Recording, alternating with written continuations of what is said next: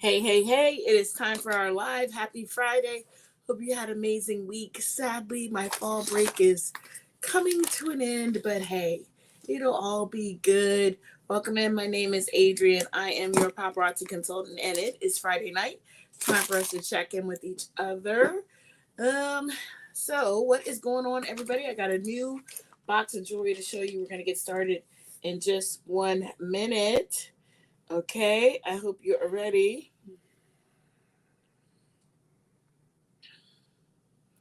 Let me go ahead and share this. Okay, so if you're coming in, I want you to share it too to your page. I have some exciting news to share with you. Let me see if I can get there. Hold on.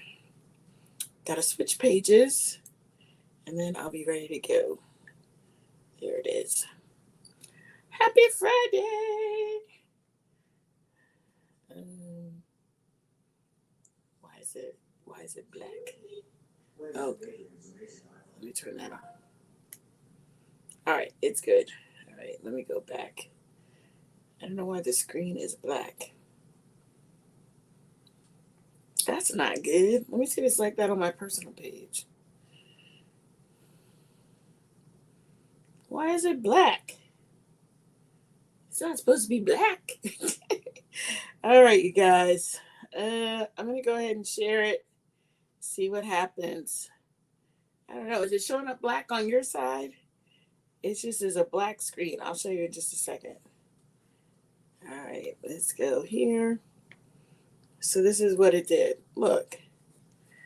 It says I'm live, but you can't see me. That's not the point. All right, let me copy the link and put it in the group. If you are here, say, hey, girl, hey. And while I'm getting everything set up and get on in here, where is the VIPs? I did get a box today and had some pretty cute pieces in it. I'll show it to you soon. All right, you see me? Hi. I know, but it's like it's showing a black screen to everybody else. So I don't know why it's doing that. Let me get back on the Facebook page. Share it to my story. Yes, I'm here. I don't know why it did that. I don't think it's ever done that. Let me change it to pink. Done. Let me see. All right, post that. I don't know. Cecilia, how's your day going? I am here. I could restart it, but I don't want to restart it. I know. Let me see. Let me share the other one to my story. It's probably gonna be black too. Let me see. Share it to my story. Yes, I'm here. LOL. All right, change it to pink. Done. All right, posting that, and then look what it does. Like in my profile at the top. Look, isn't that cool? How it says I'm live. I didn't know it does that. I'm gonna take a screenshot of that. I can use that as a graphic, right? Isn't that cool? Okay, so yeah, it was a good day. I didn't do a lot. What did I do? I did a little minimal grocery shopping.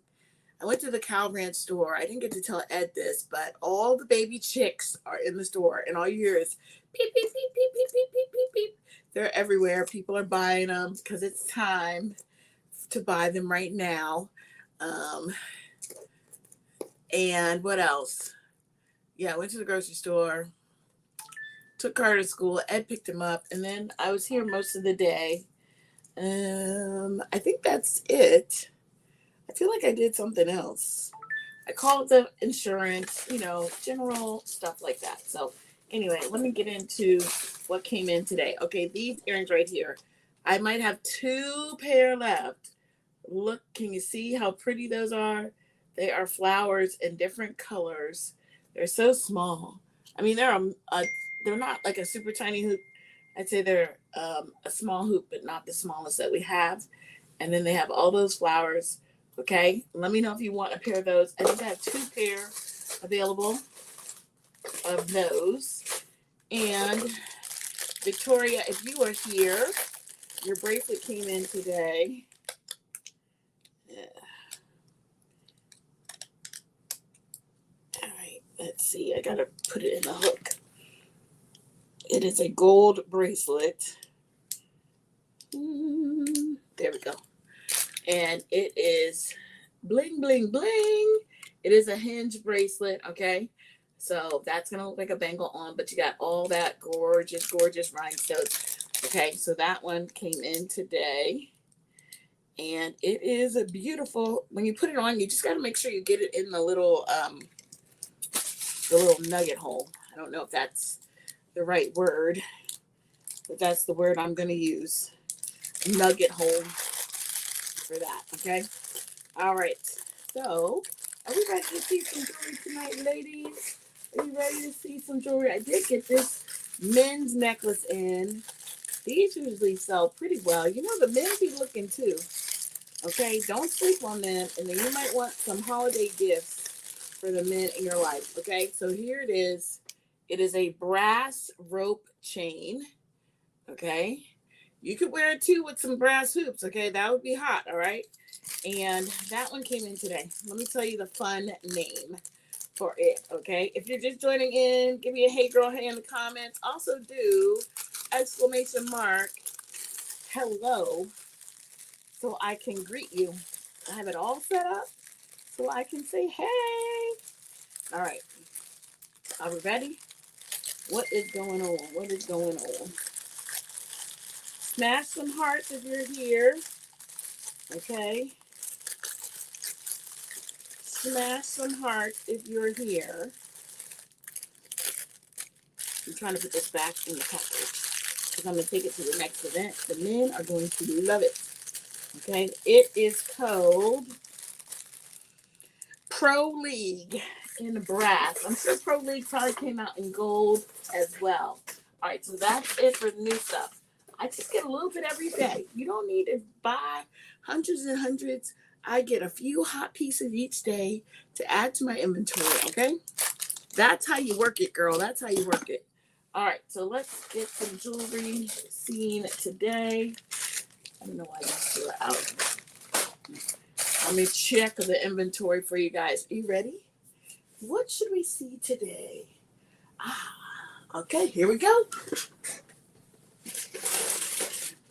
Let's wonder what's in this one. You guys ready? If you're ready, do a comment ready. Cecilia, smash some hearts. We got to get some people in here.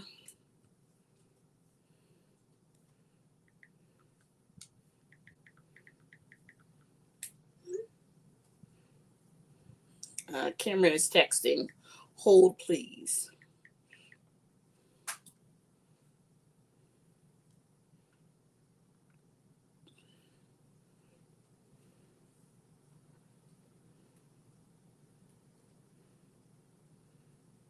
Okay. Let's do this to him.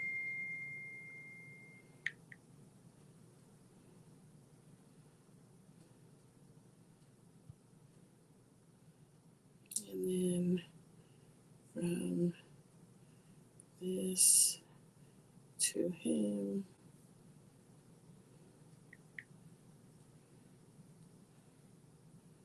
All right.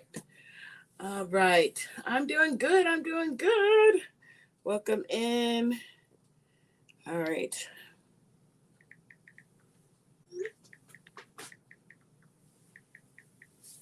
All right. Let's get to see some jewelry. If you're new, we're going to see paparazzi $5 jewelry. Okay. And my new goal, I was like, I don't know, messing around or being fake with my goals. I've changed my goal. My goal before was to be silver by June 31st. And that's not good enough. So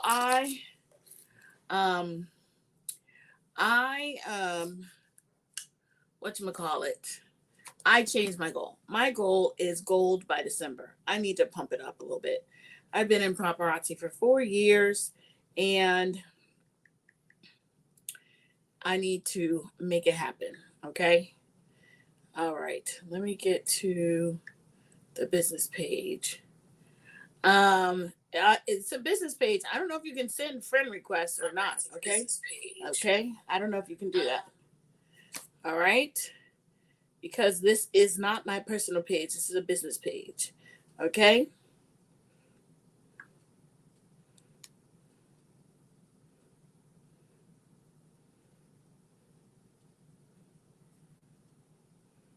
All right. Here we go. So this first piece is going to be number 260. 260. And it is a gorgeous heart necklace. Here it is. She's so pretty with the little rhinestone, kind of an iridescent rhinestone. Let me shine her up for y'all. Okay. All right. And here it is one more time. And then you can see there's little tiny rhinestones all around the heart. So that's going to be super dainty and beautiful. Okay. Let me show it to you on Nikki. So you can see this is number 260. 260. All right. So this necklace is $5. Let me see what I put with her. I think there's some really pretty earrings in here. Okay. Oh, there's another necklace too. Okay. Check out these. These are super gorge. Right here. Those are a bigger rhinestone earring. So that'll play off of the little one. Or you can wear it with this necklace. I do have this necklace available. And then I forgot about these pieces. I love when we get to see the jewelry again and again and again. Okay, so here is this bracelet. I think this is the last one. It's rhinestones all the way around right there. And this is a pull cord bracelet, okay? So anyway, I'm changing my goal to gold by December 31st. I've been with Paparazzi for 4 years. There's no reason for me to be shooting for silver by the end of the year. Gold by December, okay? And here is another one. That one I believe is yellow. All right, that one's cute too. If you like heart lockets, okay, this one is like my favorite. Look at the little tiny key. So cute. Hey, Kim, what's up? So there are 3 hearts. Let me see if I can get them all on my hand at the same time. 3 different hearts. Turn around, friend. Look, so you can pick. Which one do you like? The yellow one, the one with the key, or the iridescent one? I think this would be a great picture. So I'm going to try and take a picture of all 3 of them. Look, these are all in, what number do we have? 260. 260. Let me get a picture. I think I'm going to put the camera over here. Y'all can't see it anyway.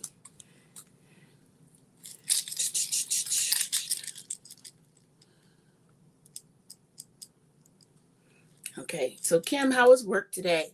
I didn't do lunchtime. I think I was just vegging. I was vegging out, okay? All right, let's see if I can get these 3 necklaces to do what I need them to do. Maybe I'll put them on this hand. It's Friday. It should have been an easy day, right? Cecilia's chilling at home too. I want these 3 necklaces together in this picture. And I'm going to make it happen. I can do it. Okay, here, look. You guys can't see, but I can see. All right, here they are. Little space there. See? All right. So, busy? Okay. Well, I was on break, so this is really like the last day of break. Monday, I do have to go to work, but there's no kids, so it's a little bit different. And there's no kids because I can be in my room thinking about stuff. Trying to figure out where them earrings went to. Oh, here they are. Here's the earrings.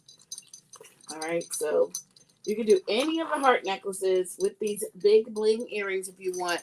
These are going to be $260. $260. Okay. $260. Let me see if I can do the picture. Oh, this is perfect. All right. Ready for the next one? And tomorrow, it's time to order life of the party, y'all.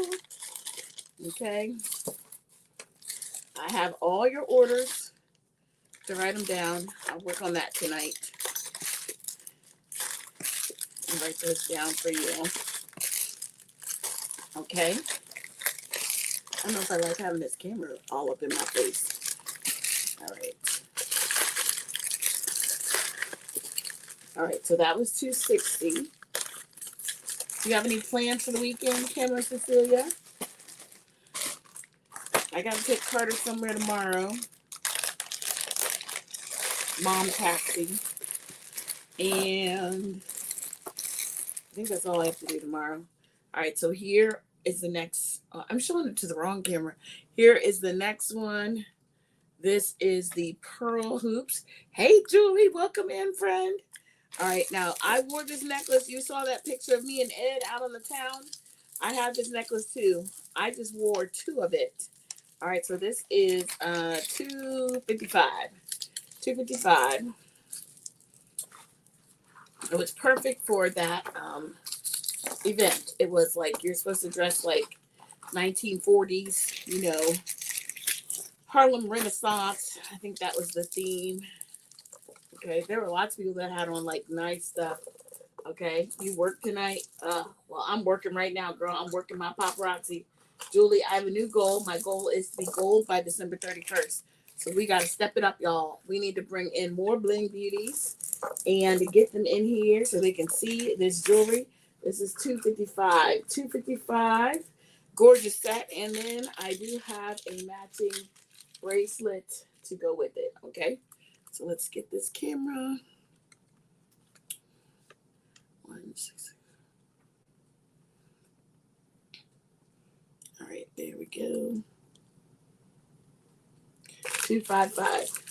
Smash some hearts. That's right. Smash some hearts, y'all. Smash the hearts. Hearts, thumbs up. Smash them all. Start smashing. All right. Let me put this set back. If you don't have the pearl hoops, they are pretty cute. And I saw somebody, she wore 2 pair at the same time. Okay, that was hot right there. 2 pair at the same time. Okay. All right, so that was $255. I have 4 of the necklace and 2 pair of the earrings. You know, if you like that set. Okay. Those earrings are gorgeous. Don't you have them, Julie? I feel like my hair is messed up. Do you have those? I have them in the pearl, the silver. This camera gonna be playing with my brain. The pearl, the silver. Excuse me. I think they also came in gunmetal. We had cheeseburgers for dinner with red onions. Yum. But now the red onions are attacking me. All right, check these out. Boom, boom, boom. These right here. I love these too, okay? If you don't have these. And black. Like black beads. Yeah, you're right. I remember those too. All right. I also have these earrings. This is a whole little set here. If you're new, I'm going to show you the pieces up close. Kim, I think you have this bracelet. Better get her out. She's perfect for fall. And then the necklace is this one. 3 black beads down the center. And then on the back, there's also a flower. So this is $257. Let's see her all together. Here's the necklace. Ooh. Hey, Robin, what's up? Robin. Oh, that's what I need to order. Robin, you know what? I hadn't contacted you about your piece yet because when I ordered your gold R, they sent me an S. Girl, I was like, I can't. What can I do with this? I can't do anything. So I'm going to look now and see if there's an R. And I will put it in my cart and see if they send me the right letter. Let's see. Is there still an R? I see an S, N, J. I don't see an R. There might not be an R. I'll check with my friends, okay? I can't believe they didn't send me an R. They sent me an S. Because you didn't ask for S, you asked for R. All right, here is the other earrings. You're muted. I can't hear you. Julie, can you hear me? Let me check the sound.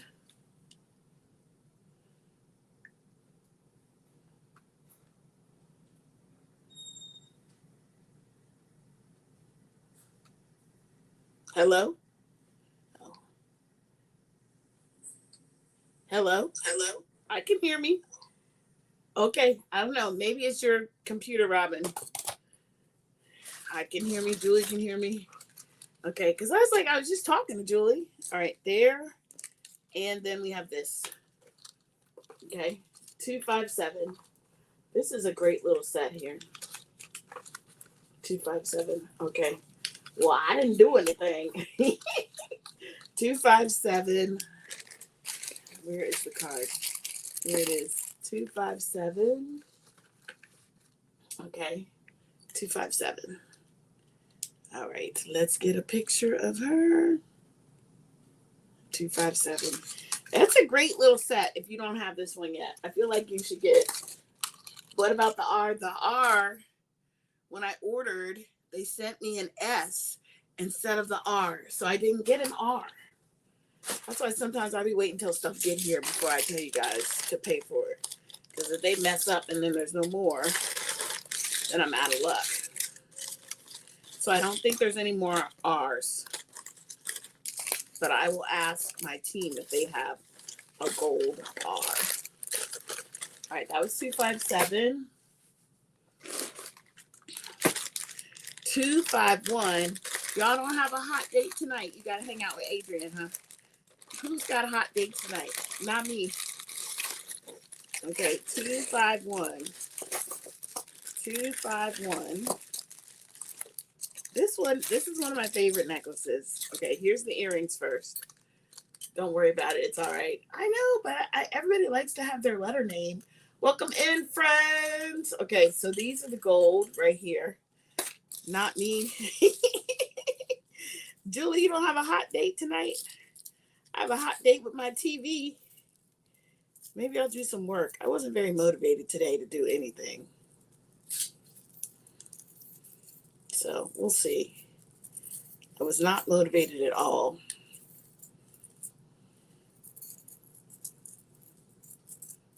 Here we go. Here's my favorite necklace. It is, and I have it.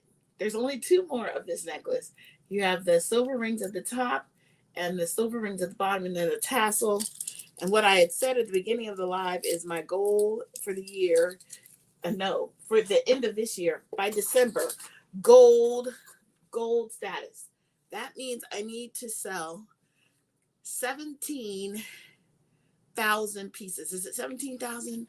I was making a graphic. It is 7,500, not 17,000. Woo! That would be a lot. 7,500 pieces of jewelry. Okay? Yes. Put your pajamas on and put some jewelry on too. Be cute and go to bed. All right, so you can have this necklace with this earring. So you got the rings and the rings. Okay? Or I have one pair of these silver rings with the rhinestones. All right? Welcome in, everybody. Happy Friday evening. This is the Hot Date Club. Your hot date with some hot jewelry, okay? So here is that. All right, I really do like this necklace a lot. It hangs mid-chest, and that's going to be 251. 251. Let me know if you like her. Got to go back a little bit so you guys can see here. 251 on that one. Okay. I even went outside. I just wasn't even motivated. All right, 251. 251. Hopefully tomorrow will be a better day. You're on fall break. Mine is over. I want to be you. I want to start over. I feel like I wasted a lot of time. So I'm going to have to cram it in this weekend. Happy fall break. Our hot date with Adrienne with some jewelry. That's right. You got a hot date with some hot jewelry. We should call Friday date night, right? Okay, here's the next one. 251. This is a Fashion Fix set. I love Fashion Fix. If you don't have the sets, you need to get some sets. Okay, this is a hot one. This would be definitely a date night piece. Here we go. And these are the earrings that come with it. Okay. I don't know if they'll go on the hook or not because the little tab is crooked. Oh, it's got two. That's why. All right. So we can put the ones that come with it right here. I feel like a smaller earring. Then the hot date ring. Okay. And then the bracelet.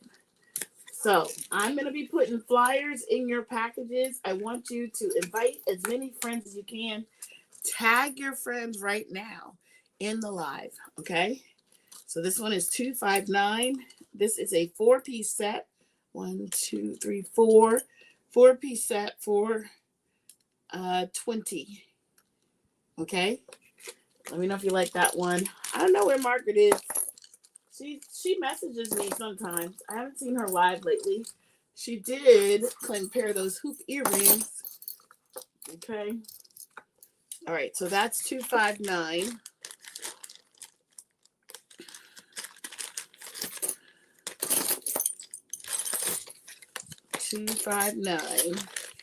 All right, 254. I like this one too. This is why you become a paparazzi girl. If you like the jewelry and you want it and you want to look, you could just be somebody who just wants to get the discount. But sign up. Don't pay full price.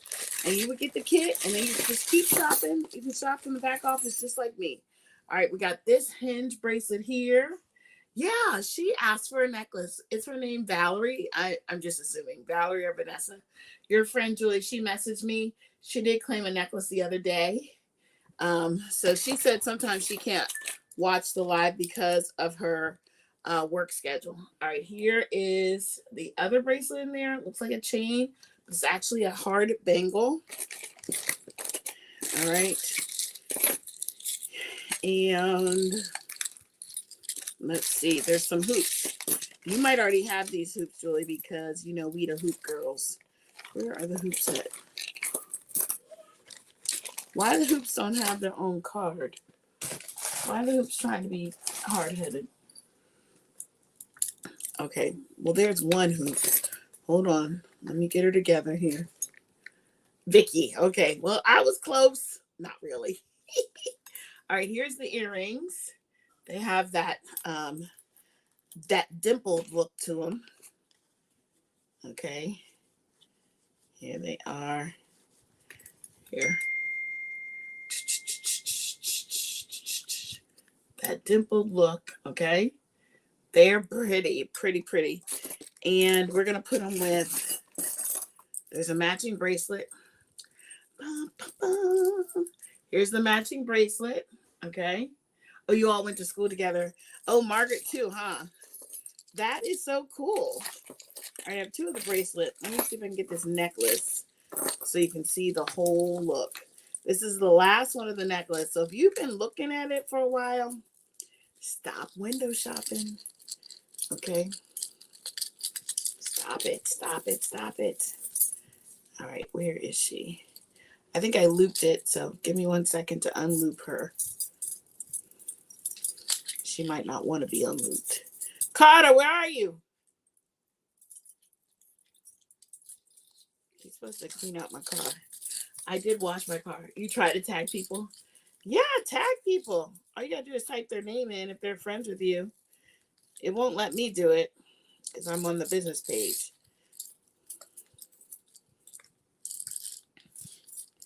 Come on, necklace.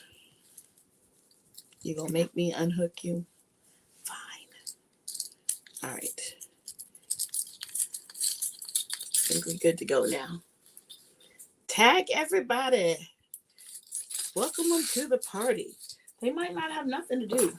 We're just looking at jewelry. All right, so here's the necklace. It's got this 4-layer pendant down at the bottom. And then the pendant has that same dimple design that's going on in the earrings. So let's pull her up just for show and tell purposes. Then we're going to put the hoops up there. Okay, you got your hoops. You have your matching bracelet. All right, there's the bracelet. And then you could do this one if you want. Okay, that is 254. 254. You see the earrings just jump off?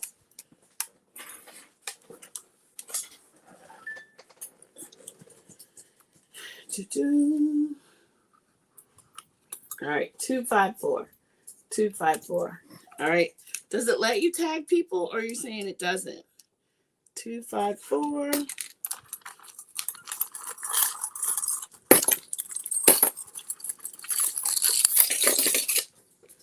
And there's one more bracelet I don't think I showed you guys.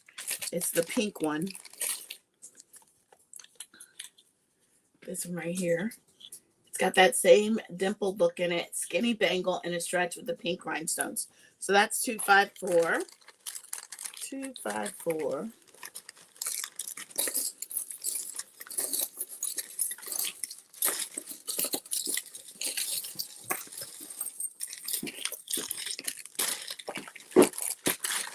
All right.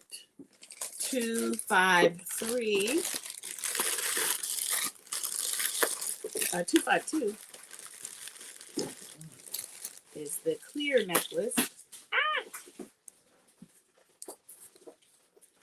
All right, here's the bracelet first. It's got the black beads on the side, two bracelets that are connected together, okay? Clear with a little bling on the front, and then the clear necklace. She's fabulous. Here it is. Right? Isn't that cute? All right, that's 252. 252. Now that's going to go with anything. It's beautiful. 252. I mean, if you like her, 252.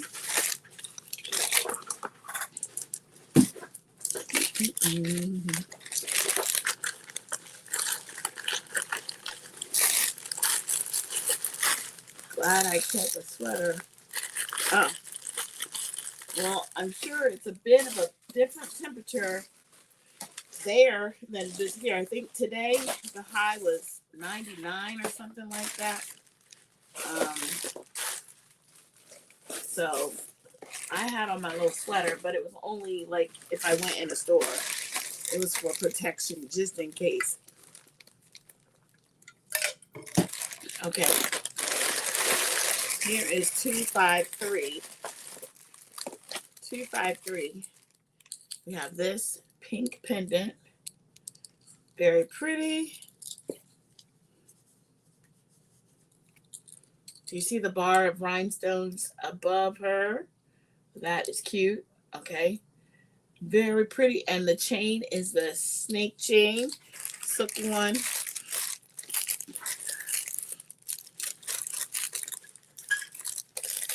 Then the ring.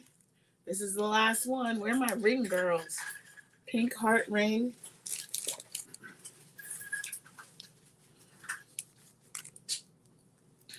Here it is. All right, that's going to go perfect with that necklace. And then there's a bracelet.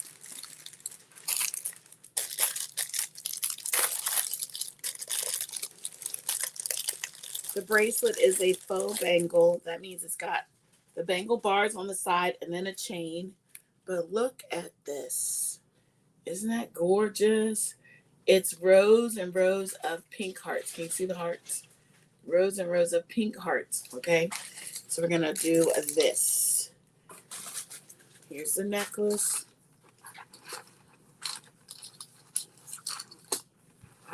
There she is. Pink necklace. Okay. Ooh, excuse me. The pink heart bracelet. She's fabulous. All right. And then the ring. Okay. Gorgeous, right? This one is 253. 253. Oh, I forgot. Almost forgot these little silver hoops. Then you have the complete set. Okay.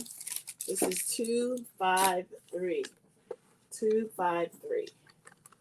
All right. Somebody needs that in their life, right? Isn't it pretty? Where's the smashing hearts for that set?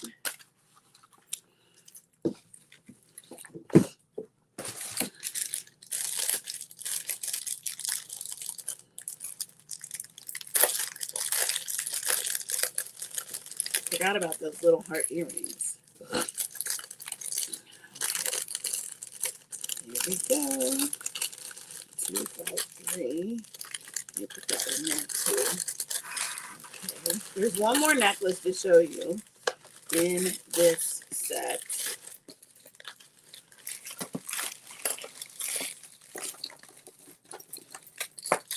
It is this one. It's a green pearl necklace, okay, with it's got the T-bar on the front with the rhinestones and the heart, okay, and then you have the pearls there, okay. So that one is going to be more like a short necklace or a choker, and then it's going to fasten right in the front, okay. But it is in that lovely green color. That is 253. 253. Okay. I want you guys to be able to see that. Okay. 253. All right, that is our last set for tonight. It is Friday night. Tomorrow is Saturday. I'll be doing your invoices so I can get your jewelry to you from this week. Hope you guys have a fabulous evening, and I hope you can support me in my gold by December 31st. We gonna do it, okay? We're gonna do it.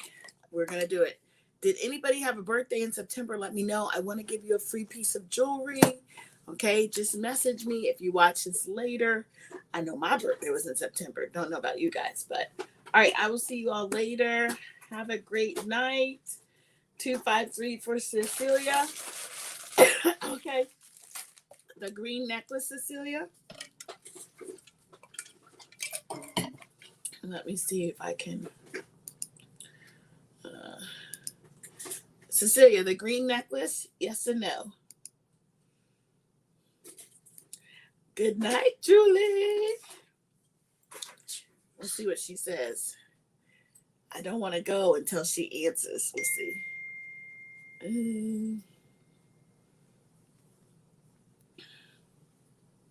No. 253. So you got to tell me which one.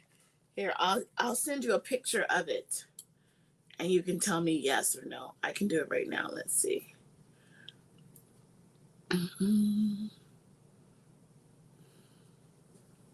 Cecilia. All right, I'm sending you a picture. The heart necklace set. You want the whole set? Okay. Let me pull that out.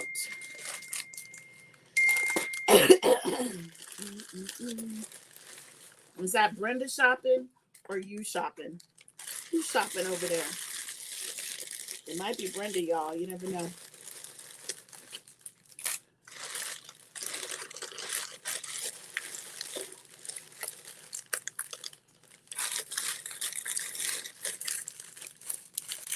Okay. I think I have everything. Okay, I got it for you, Cecilia. All right, that set is sold. I don't have any more of the ring or the earrings. That was the last pair of those heart earrings. All right, you guys. I will see you later. Have a great night. Thanks for hanging out tonight. See you this weekend. Bye. Do something good for yourself. Bye.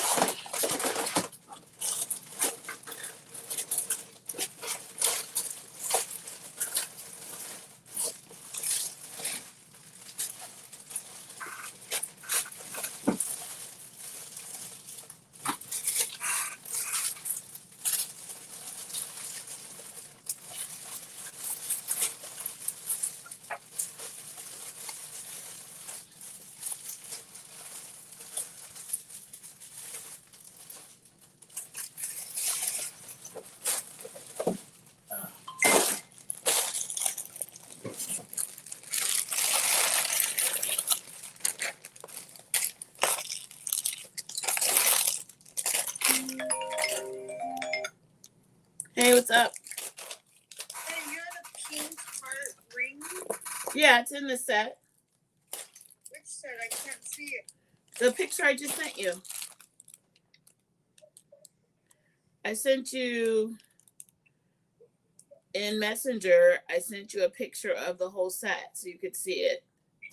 Do you see it? I see because I like the pink necklace of 260. Let me see. Is that the one? 260. 260. It's not pink. It's like iridescent. So it has pink in it. Because I see like you have the locket. It's the last photo. Oh yeah, the last photo. So where's the pink ring at? I don't see the pink ring is on my pointer finger right next to the bracelet. It's upside down. On the 260? No, it's on the 263.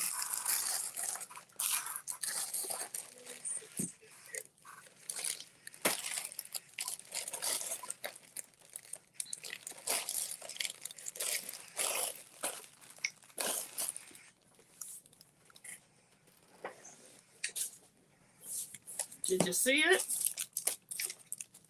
I don't see it 263. I sent it to 253. Oh.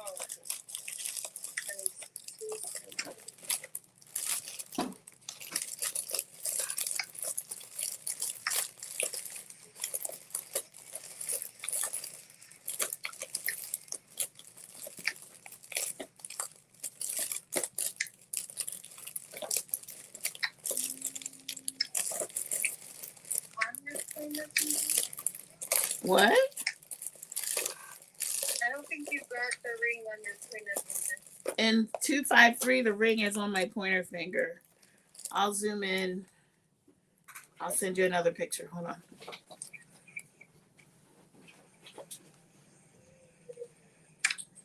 Is this a set that has to stay together or no? No, none of them have to stay together.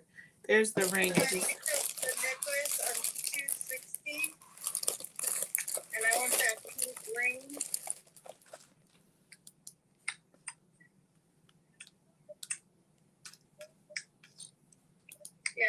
necklace on $260. Okay, okay.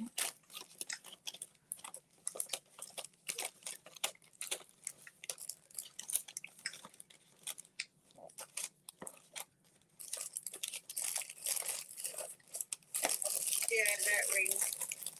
Okay.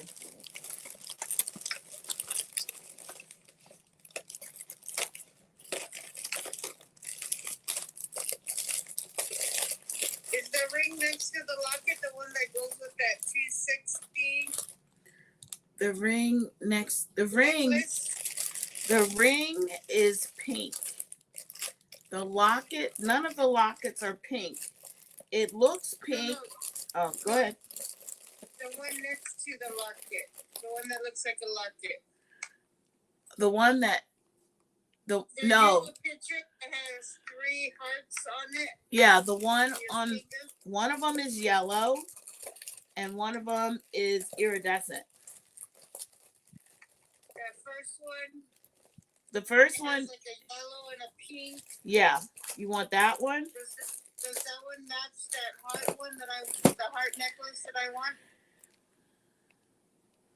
Okay. The heart Necklace from number 260. The heart necklace from 260. Let me see what 260. 260.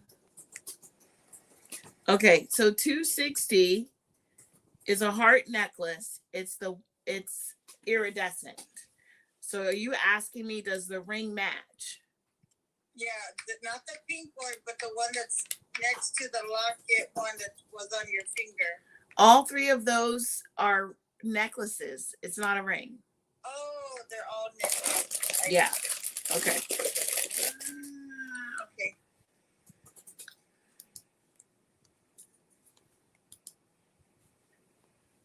Oh.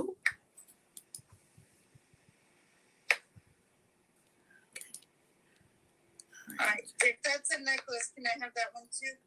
Which one? The one before the locket. Yeah, the one before the locket is the same one that's in the other picture. Oh, okay. Yeah, I want that one. So then you don't want the pink. The other one is what color? The other heart is what color? Yellow. Yellow. Mm-hmm. Okay, I'll take the yellow one too. All right, let me see. Those were The in yellow, the iridescent, and then the pink heart. the pink heart ring, correct? Ring, yeah. You want the bracelet? Does it have the pink heart too? Yes, it does. Yeah, I'll take that too. Okay. So let me make sure I get the right necklace.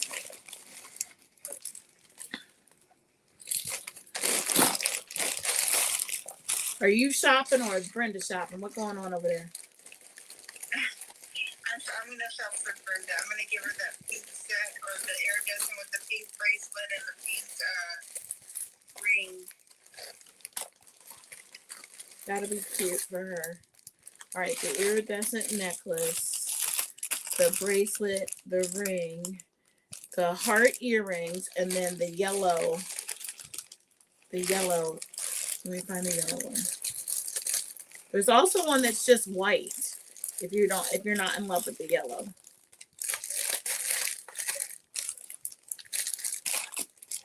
Did you hear me?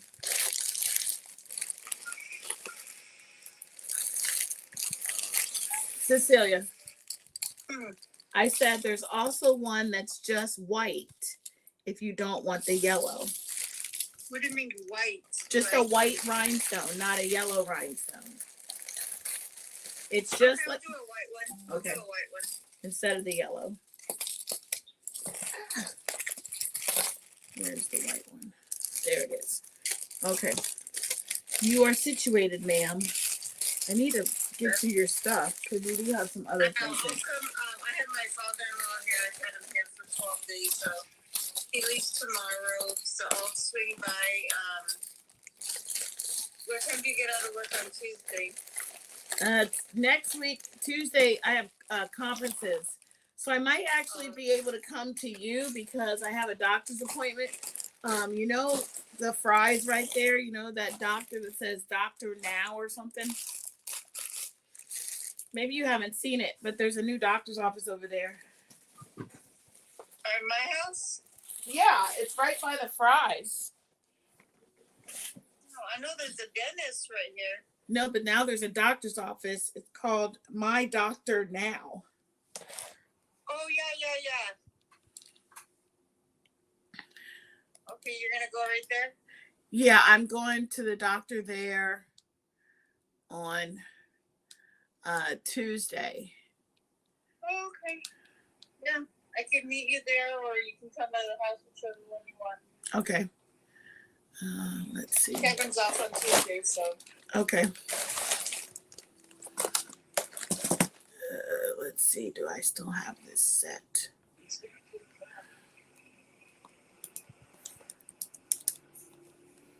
Gracias, senora. All right. Did you say Ed was out of town? Did I say what? Did you say Ed was out of town? No, Ed's right here. Oh, I thought you saw the live viewer out of town. Nope. I said in the past we usually don't go out of town because he usually has to work sports. Oh, yeah. Yeah, we went to that Pima Air and Space Museum. You said it was good, right? Yeah, it was really good. Like, if you like military stuff, like I like military stuff, and so does Kevin, and of course my father-in-law does because he was in Vietnam, so he loved it. He got to see a lot of the planes and helicopters that he worked on when he was in Vietnam, so it was really nice. That was good. Yeah, so I wanted to take him somewhere that I knew he would like and enjoy, so he loved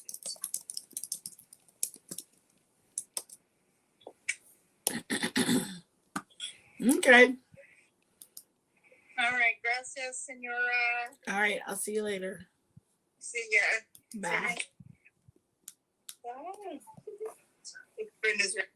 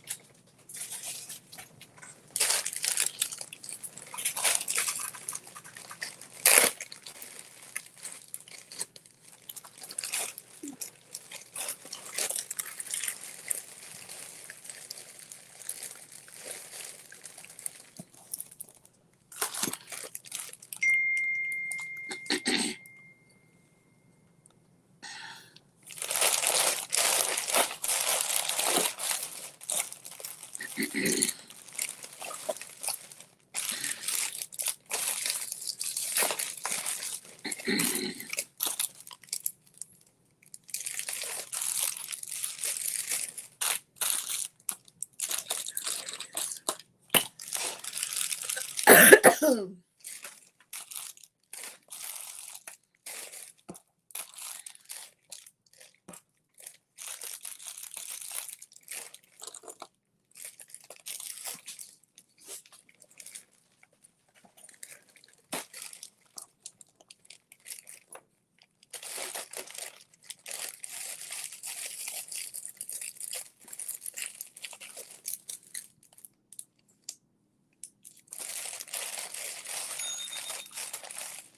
is going on?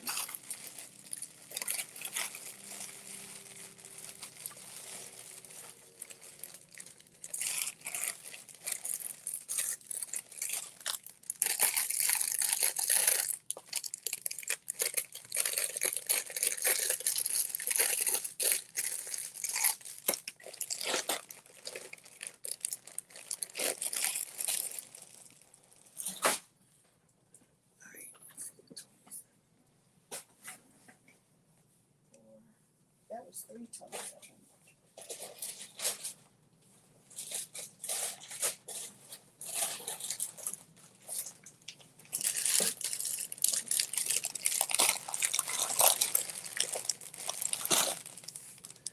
I need 427.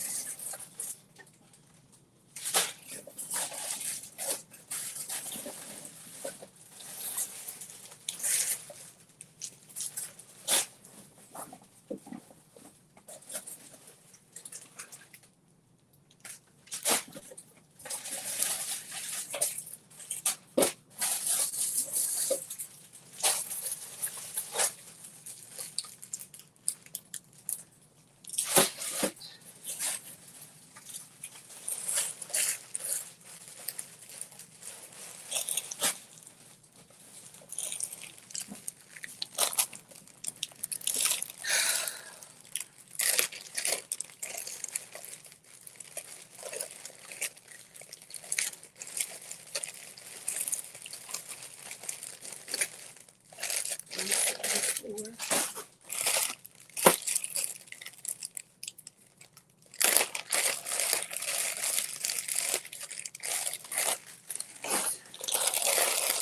back to that.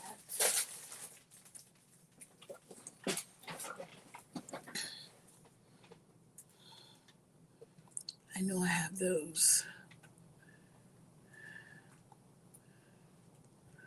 Pearl Happy.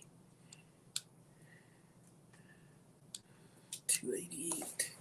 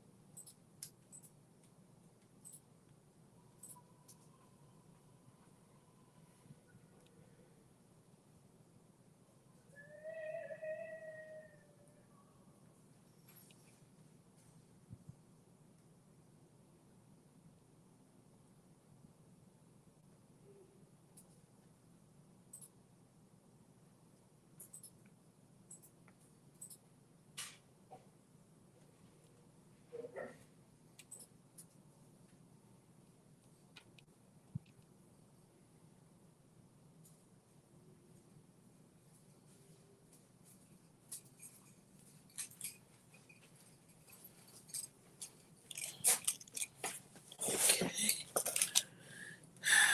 Found those. Oh, she finally paid.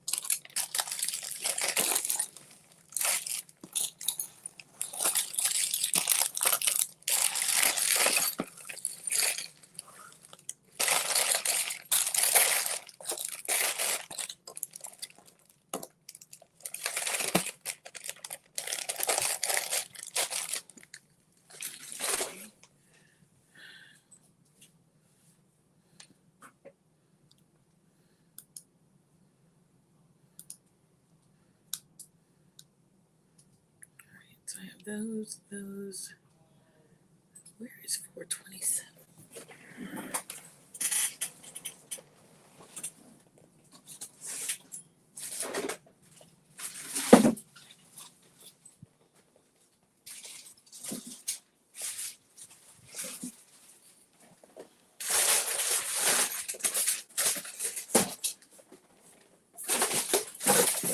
Oh, there's 427. All right. Yes, it is. Yay.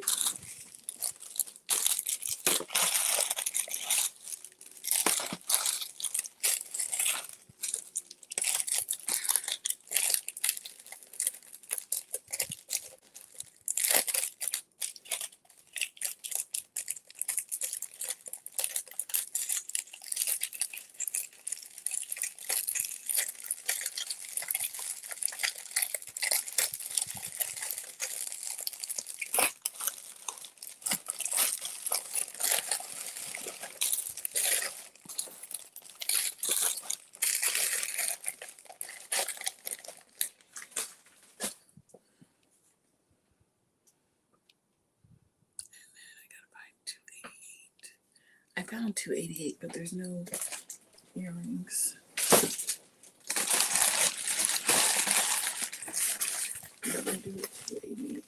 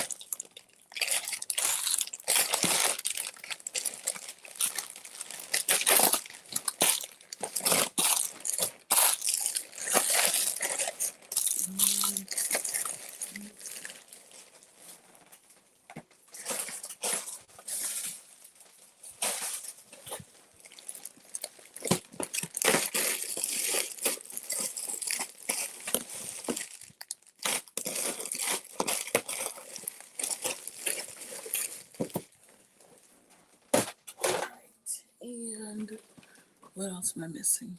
The hair clips.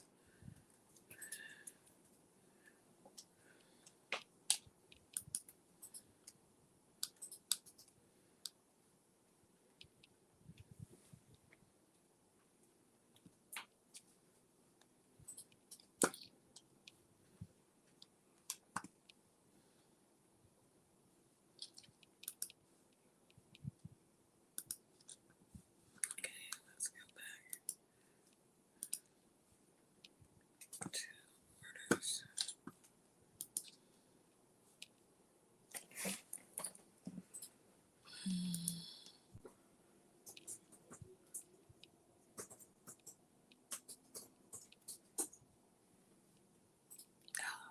Those. Wall Street fees. I know I have those.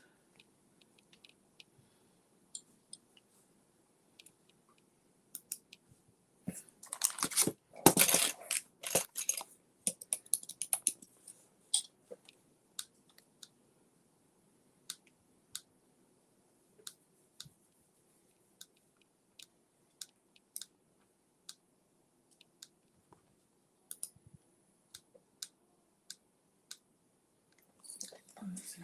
Those.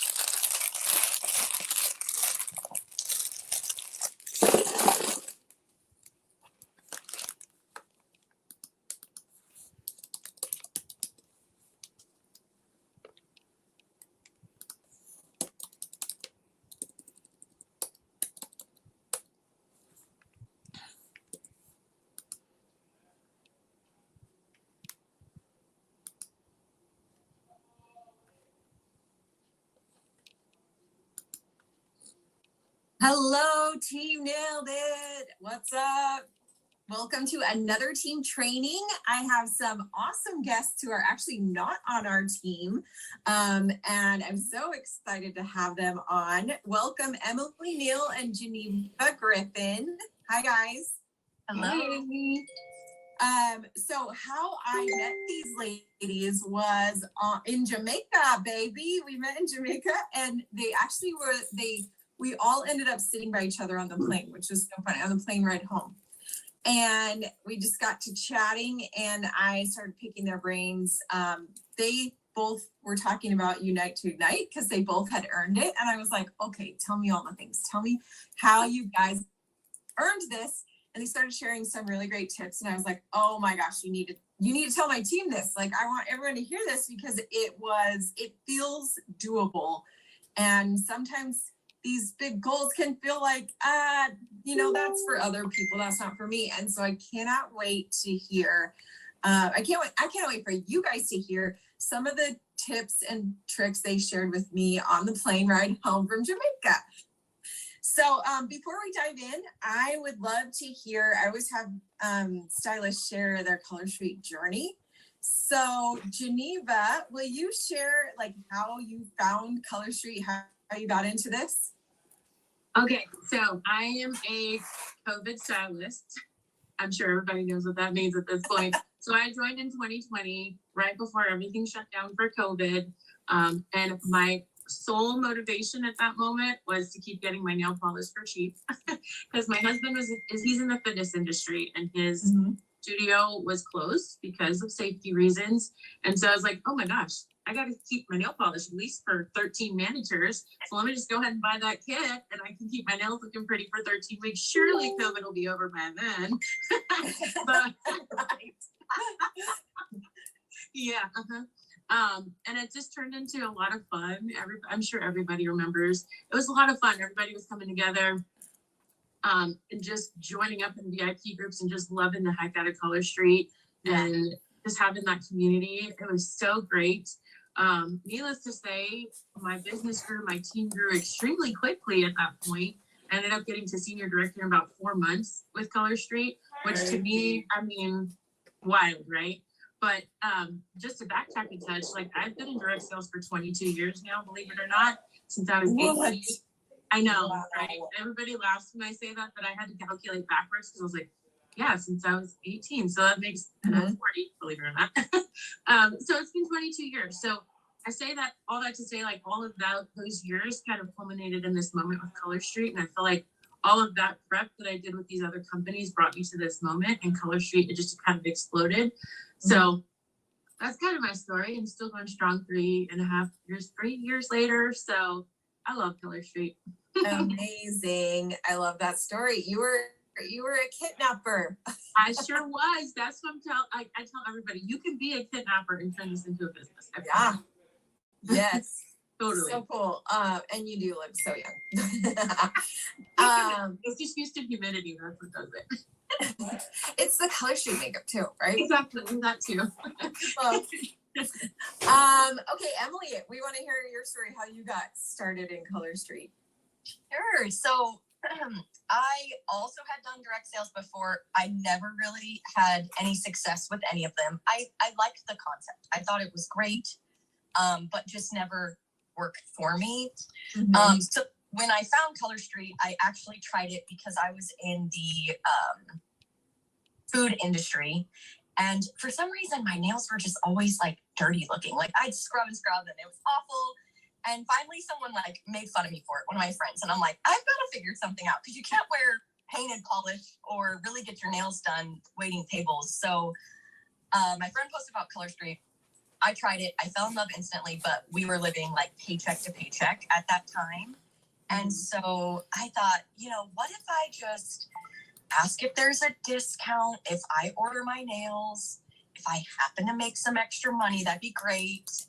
But I'll just dip my toe in a little bit. And dipping my toe in a little bit started, it changed my life. And so I guess the short of it is, because I've been a stylist for, 6 years this month. And Wow. starting from like no expectations to it completely changing my life was great. It helped us do and accomplish some amazing things. So I'm really grateful for Color Street. I've loved every minute of it, and I'm really excited to share with y'all today. Yes, we're so happy to have you. So while you're still on screen, will you share some of the tips, maybe 3 of the things that you shared with me on the plane that really helped you to earn Unite to Ignite? So both these ladies earned it, and they're going in November, which is so exciting. So happy for you guys. It should be fun. So yeah, I've even had more time to think on it since our conversation, because I never really thought like, how do I teach someone how to earn Unite? Yeah. And so I'll kind of add to even what I said on the plane. I think the biggest thing is you have to do prep work leading up to it.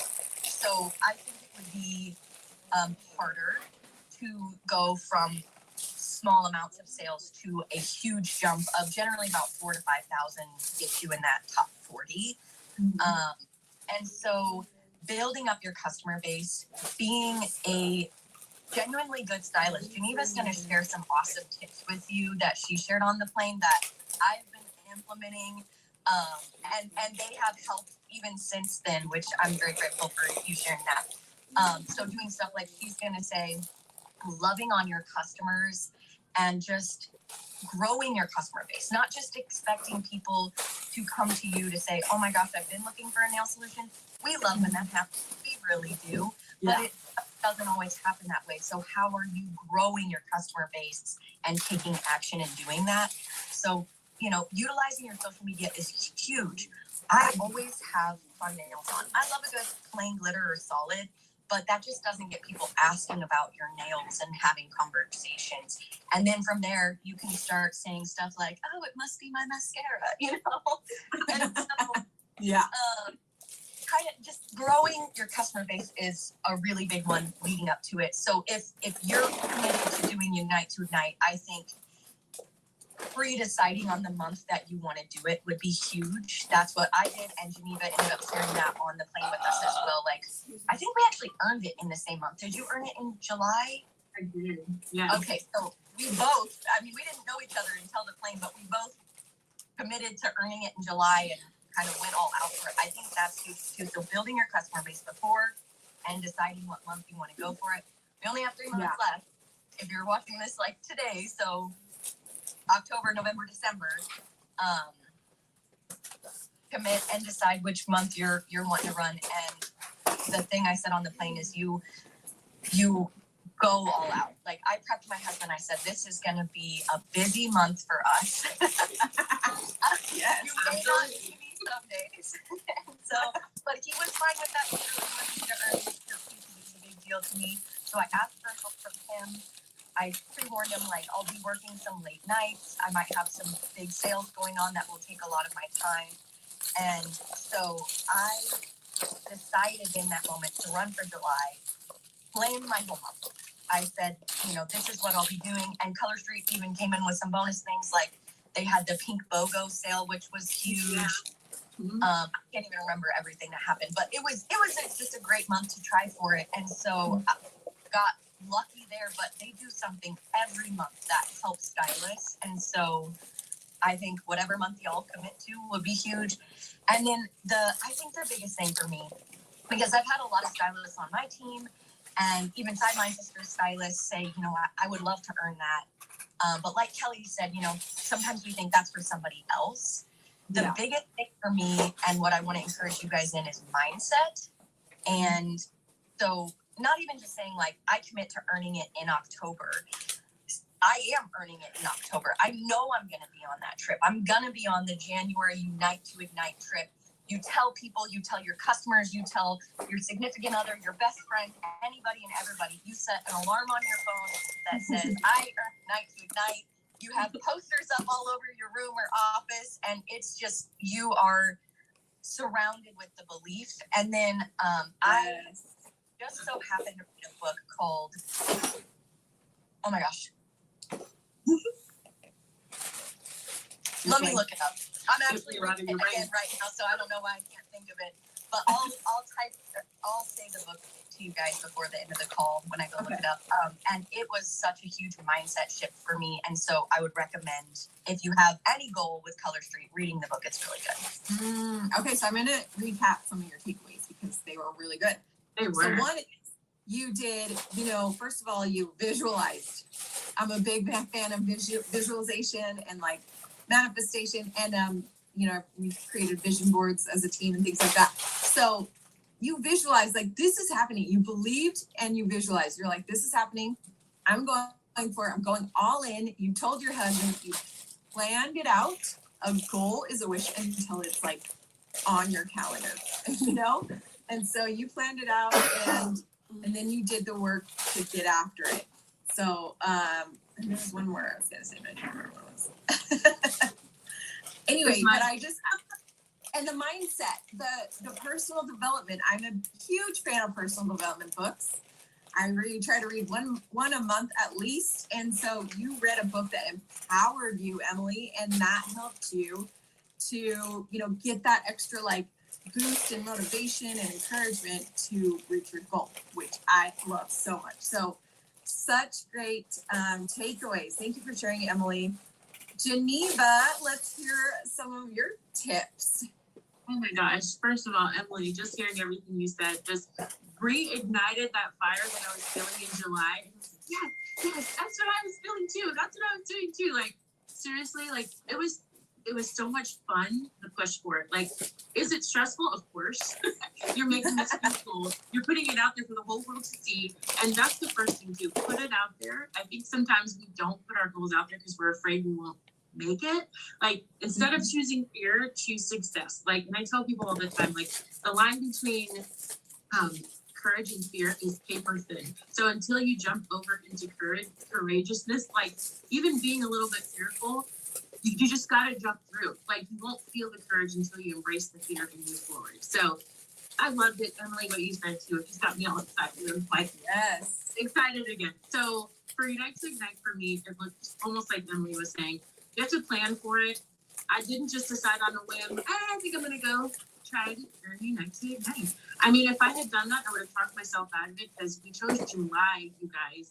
Like, that's a month that's one of the worst months in direct sales. Anybody else know that? Because I look back and I was like, ooh, all right, that's a little bit brave, Geneva. And I was like, shut it down. And I was like, we're doing this. We're doing busy December month too. I mean, there's a lot, just a lot going on. People are traveling. Everybody's out of town, it seems like. But I told myself, don't pump the brakes because I think people aren't going to be like willing. Push forward, push with your goal, set it out there like Emily said, like post it everywhere. Remind yourself to have my lock screen was my reminder. We're earning Unite to Ignite. Like, I told my family, I told my kids, like everybody knew when I had my phone in front of me, I was working. But also in that, I will say, I was very intentional with my time because I didn't want this to consume all of my time. So for everybody who thinks they can't do it, I just want to give you like a little snapshot of my business. I haven't hit over 4,000 in PV since 2022. So that alone could have caused me to not go for it. But instead, I decided, well, we're going to go for it anyway, even though it's been over a year since I hit that much PV. So don't let the amount scare you. Just push for it. Put it out there. Let your customers support you for once. Because I think we all do this really great job of supporting our customers, giving. Ask them to support you. We can, and that's mindset too. Like, I had to erase this thought that I was bothering people and I was bugging people.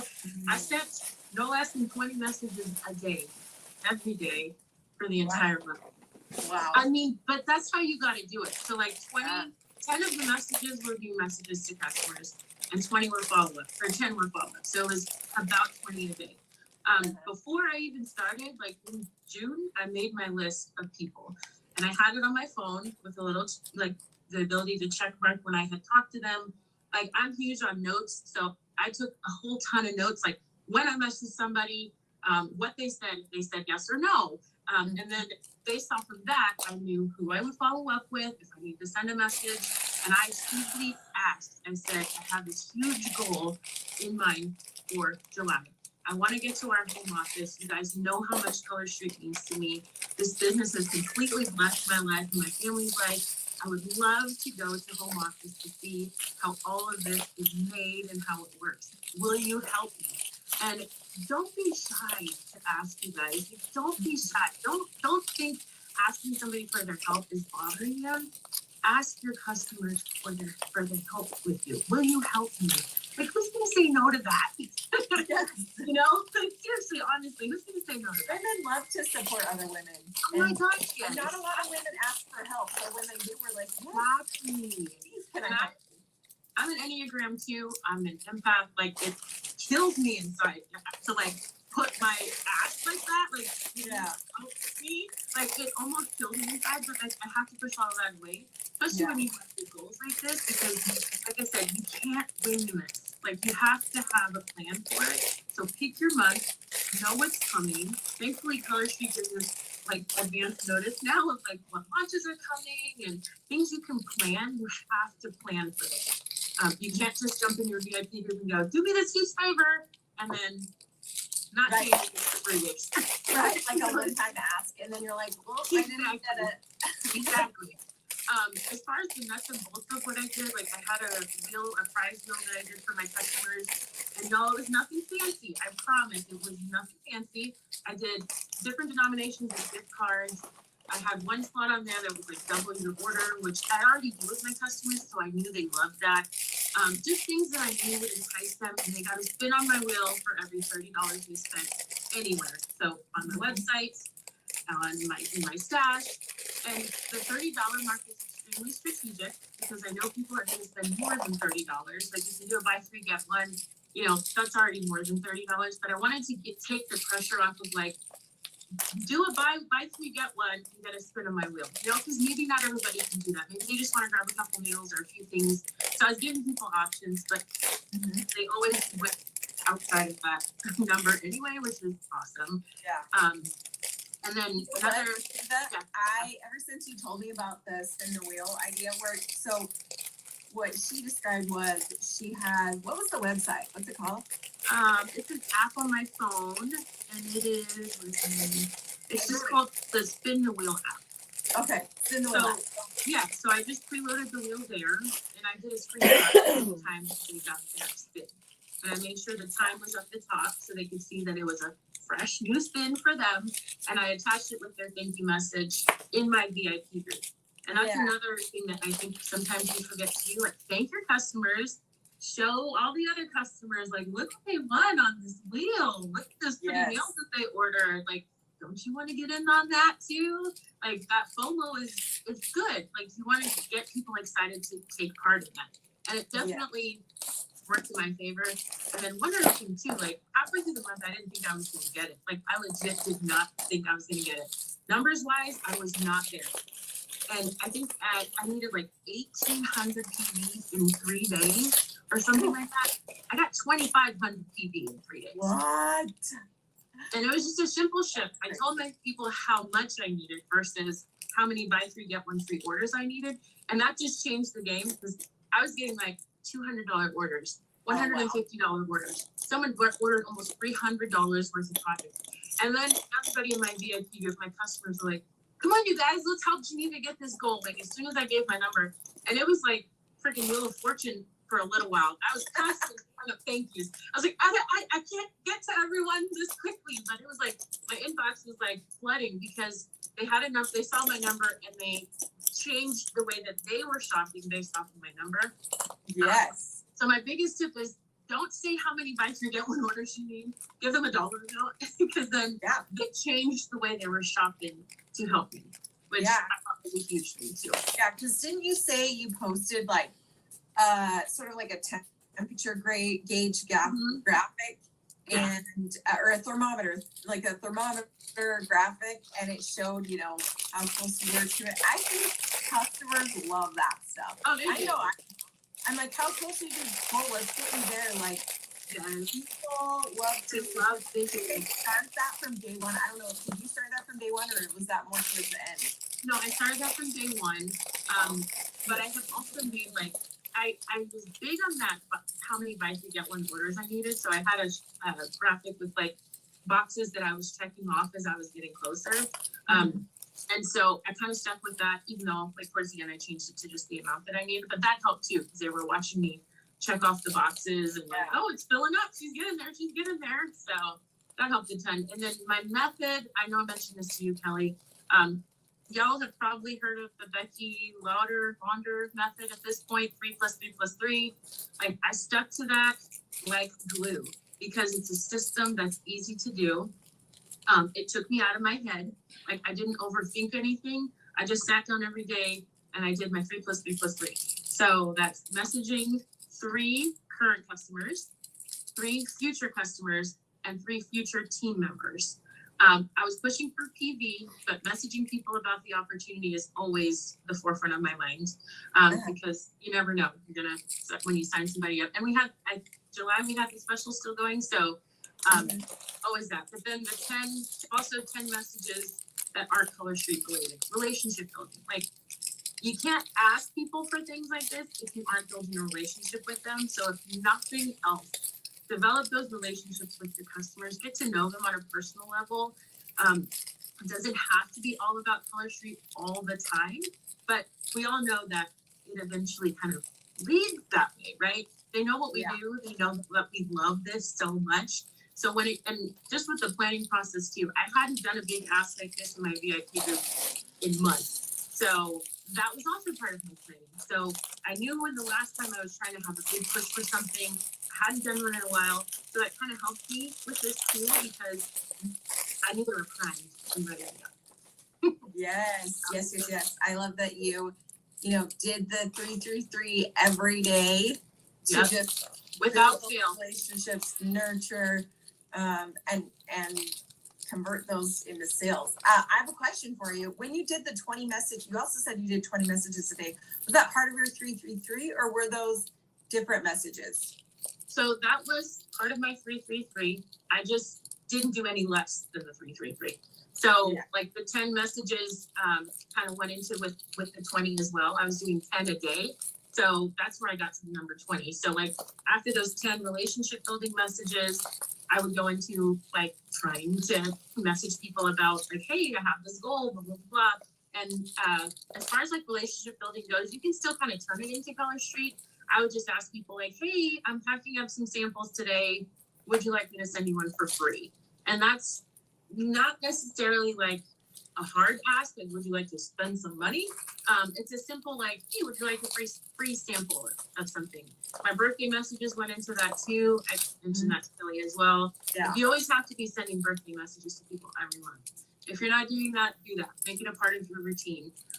Because then you have a specific reason to ask something of them. Like it's without sounding pushy because I'm offering them something fun, like a birthday party for Color Street. Get your birthday meals for free, And so the ask isn't as pushy, if that makes sense. Like, I want to celebrate you, so let's have a party, kind of thing. Yes, I love that you mentioned that on the plane, that you were like, hey, let's celebrate your birthday month and with a Color Street party. And you told me that about 50% of people said yes to it. They absolutely do. Who doesn't want to celebrate their birthday? Who doesn't want a little more recognition and love on their birthday, right? Right. And I offer to celebrate them all month. Like I give them just a small little discount all month. And everybody knows that. A lot of my customers have been with me since the beginning, so they know what's coming for their birthday month. And I'm at a point now where they ask me to host them their birthday party and ask for their birthday discount. So I love that. Who doesn't love that? They know your patterns. They know how consistent you are, Janika. That's why you're winning. That's why you earned that credit. It's grateful. I mean, a big part of it, I say this a lot, is I really believe commitment plus consistency equals success and confidence. I would add confidence in there too, because you gotta believe in yourself, believe that it's doable. But you had those 3 things, and so did Emily, and you guys were able to achieve it. I love so much that both of you were so intentional on these goals. You started off the month. It wasn't like, I hope I get it. It was like, I'm going for it this month. here's my plan of strategy. I'm telling people, which is also, you know, when it comes to goals, you're more likely to achieve them if you share them publicly. So you guys share them publicly and you ask for help. Like you ask these people to help you out with your goals, which is also another good tip for goal setting. And you guys were able to achieve it. I love it so much. And you were just, you know, you've been doing a lot of these things consistently for a while, and it's obviously paid off. So amazing, so amazing. Any last thoughts from either of you, Emily or Geneva? You know, any last tips or thoughts that you can think of that you want to share? The book, I have the name of it. It's Psycho-Cybernetics for anybody who would like to. Tell us what that is about, like the gist of it, kind of. It is a mindset book. It's kind of interesting because the guy who wrote it is actually, I think he's actually no longer alive. It's an older book, but the wrote it was a plastic surgeon, and it tells about his journey of like helping people, but then learning so much of it was like mindset and just believing in yourself. And I'm forgetting the term. Apparently I need more coffee today. Anyway, it's the mindset book, and it is very good with goal setting, and just it changed my life. It's one of my top favorite books. Cool. We're gonna have to read that. Thank you for sharing. Any last thoughts from you, Geneva? I think the biggest thing is mindset, like Emily mentioned too. Did I want to not push towards the middle end of the month? Of course, you know, it's a huge goal, and I'm sure Emily too. You hear those, you have that negative self-talk that can kind of creep in. You get no a lot and you get discouraged, but you're gonna get no's. I just want you to know that now. Like you will get no's. You might even get ghosted. But if you're consistently messaging a certain number of people a day or even just a week, if you want to look at it that way, the yeses will eventually trickle in and come through. And it's a numbers game. Just remember, like this business that we're in. So the more people you talk to, the higher your success rate is going to be. Just know that. So don't be afraid to talk to people. Love it so much. Thanks you guys so much. And thanks everyone for watching. I hope this inspires you to want to be intentional, get your mind set and made up, and go all out to earn the Unite to Ignite trip. You got 3 months, October, November, December. You can earn it in one of those months. So go for it, girls. All right. Thank you so much, Geneva and Emily. And thanks everyone for watching. We'll see you next time. Bye.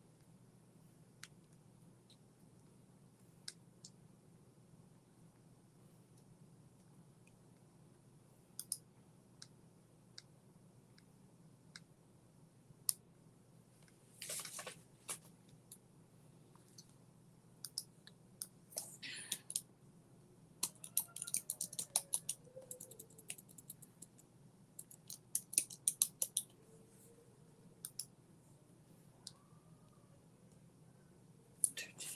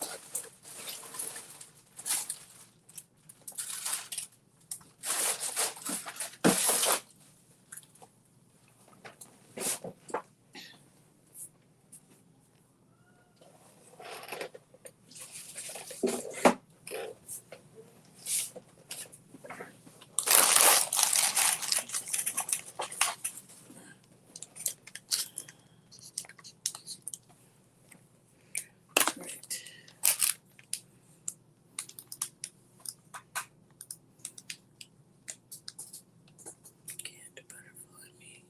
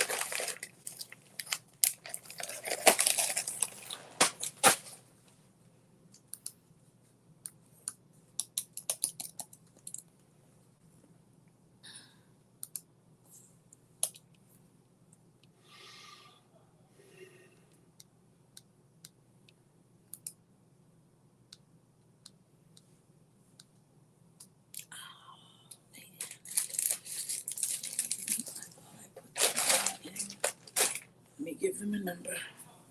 Let me check. That's the gold. Let me check the 187. 187.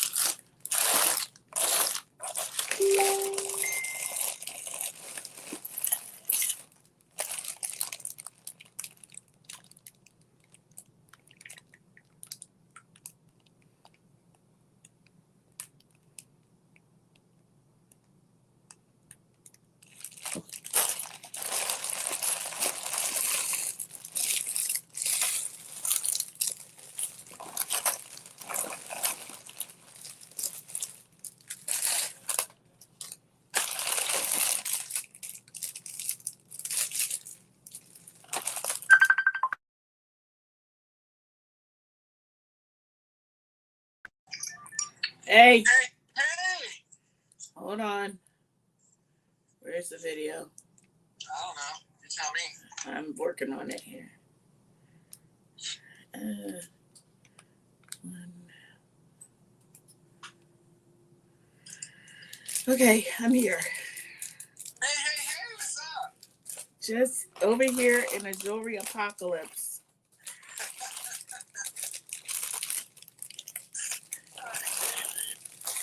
You're always in the jewelry. Well, the problem is, like, I don't really want to, like, have, like, damn it, I always drop stuff on the floor.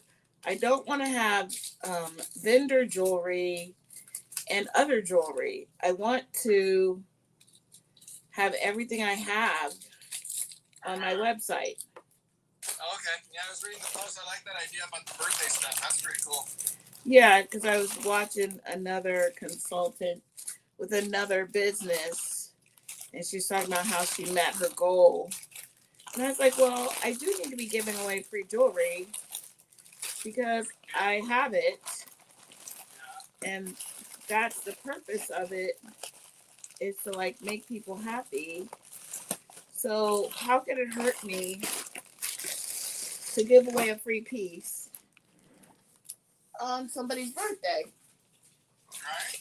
Because, only 20% of the people do the stuff.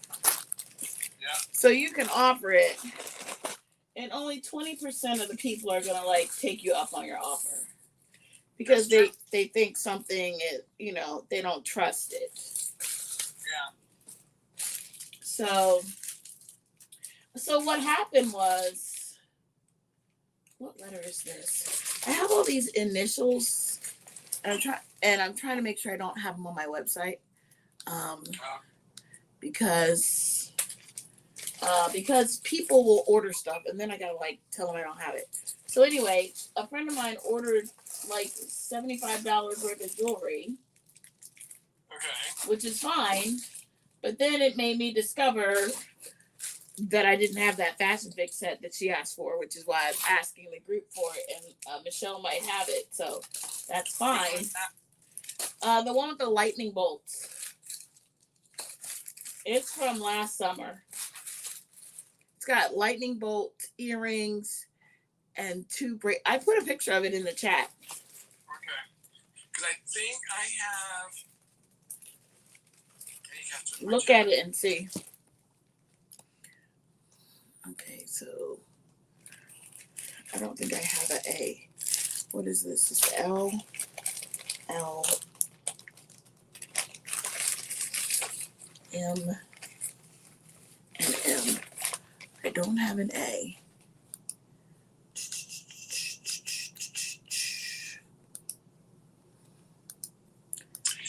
Oh, Did you see it? I do.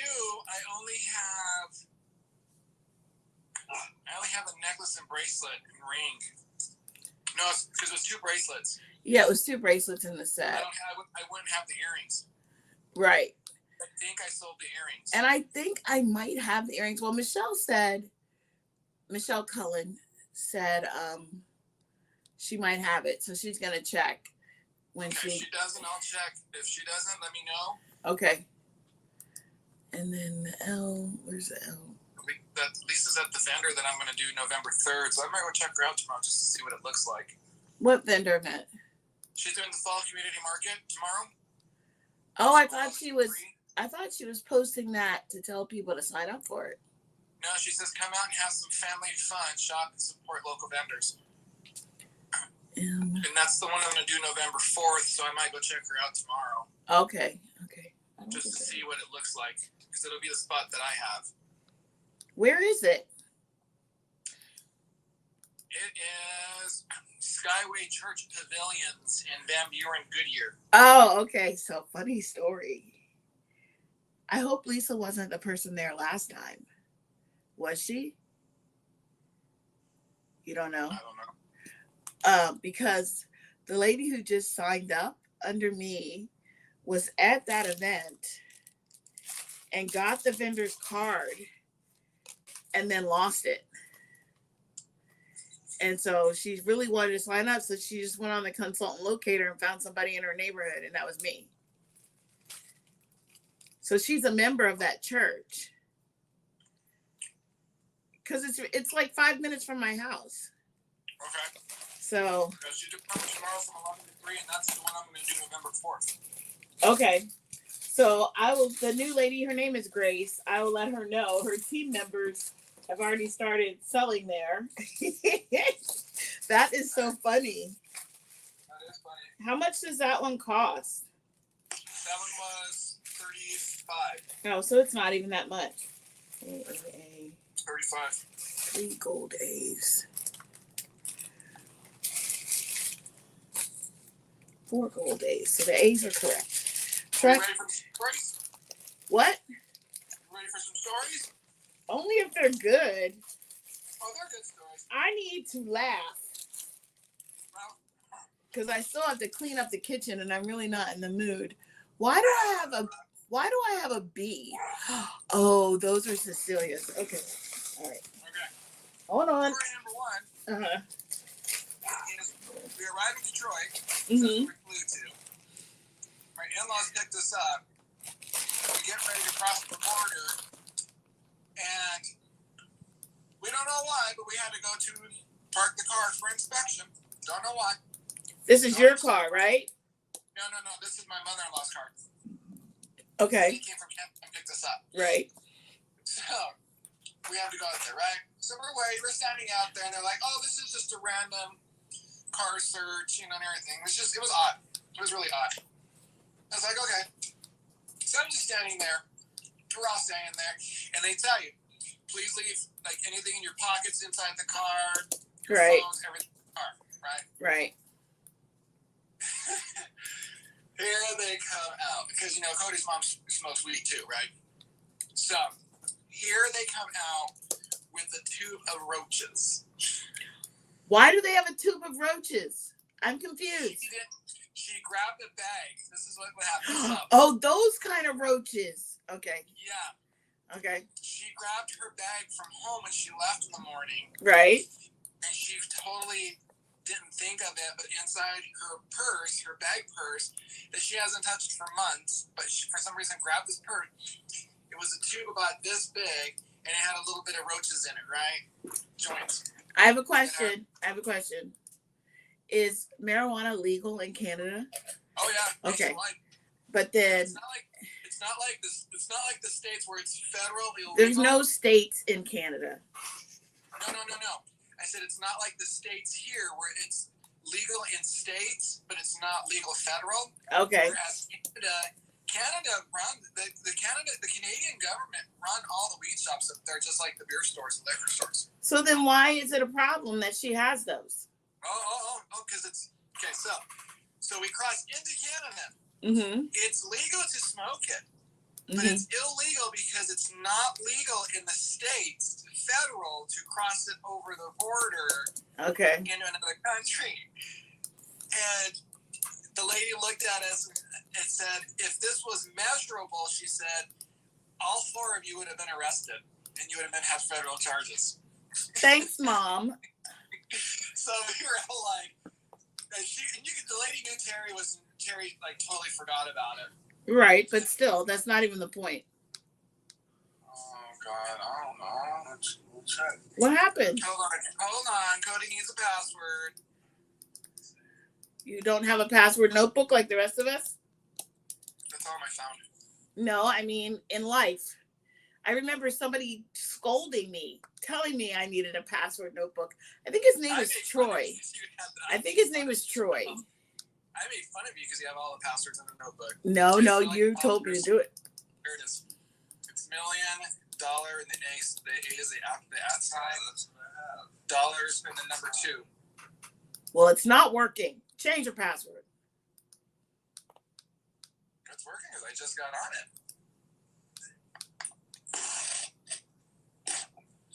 All right, I'm done with that. I'm going to stay here. Where did the other one go? I know there was 2. Where is this guy? Looks like the device removed this now. Why would I need to OTM? I'm on it right now.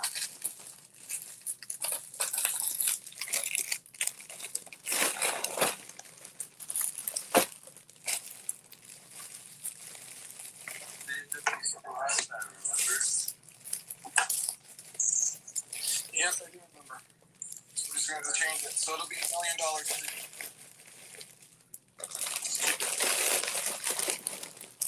So that was our adventure crossing the border. Okay. But after that, it was a really good trip. What are the highlights?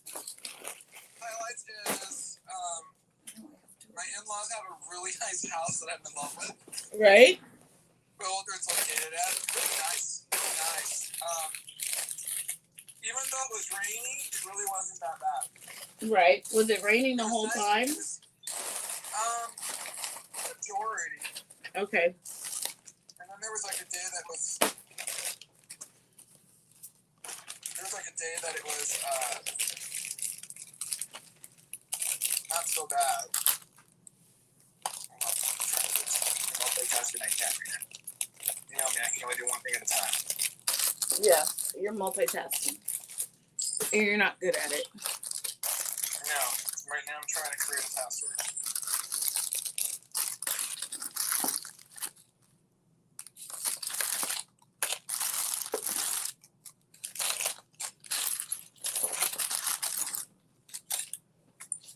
No, log into the portal. Hulu's being weird. It locks us out after a while. Hulu Yeah. usually doesn't log me out. But I'm special.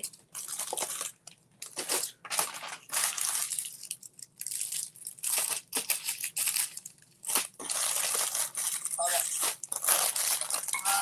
Let's see here. Alright, I need to figure out this. Where I this. have real affecting at the border. Right. And You would then have on the way been back today- calling me and you would have said, Adrienne, send money, and I'd be like, I don't have any. I can send jewelry. So I talked about the border issue. The in-laws' house is really nice. Oh, they got a really nice house here, and then it's out in the bush and everything. It's not too far and everything, but it's really nice. They're not too far from the lake, to where they're at. It's really nice. Right? We had a really good Thanksgiving. We had Thanksgiving at the in-laws. Did we you have really Did you have scallop potatoes? Nope. What kind of potatoes did you have? Mashed potatoes. Oh, you damn white people. Nobody has mashed potatoes at Thanksgiving. Yeah, we do. We have mashed potatoes at Thanksgiving. Nobody has mashed potatoes at Thanksgiving. We do. That's one of the key meals that we have. We had mashed potatoes just on a regular basis for dinner. Oh, I know that's in here, but we love mashed potatoes. So they're not special. Oh, but they did have a really good squash. Okay. Was it butternut squash? Butternut, I think so. I love But butternut it was squash. made with pure maple syrup. Yeah, I love butternut Oh my squash. gosh, it was good.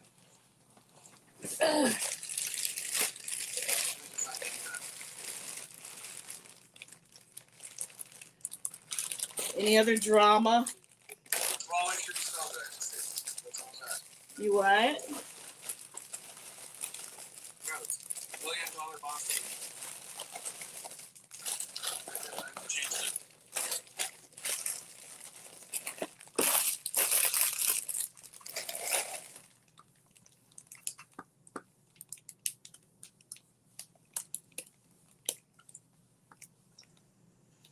Oh my gosh, I just changed it.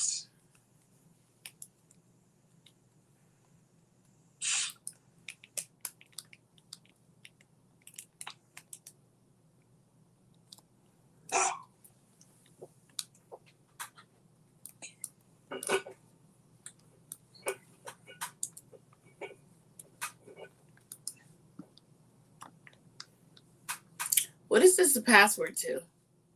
Hulu account. Oh.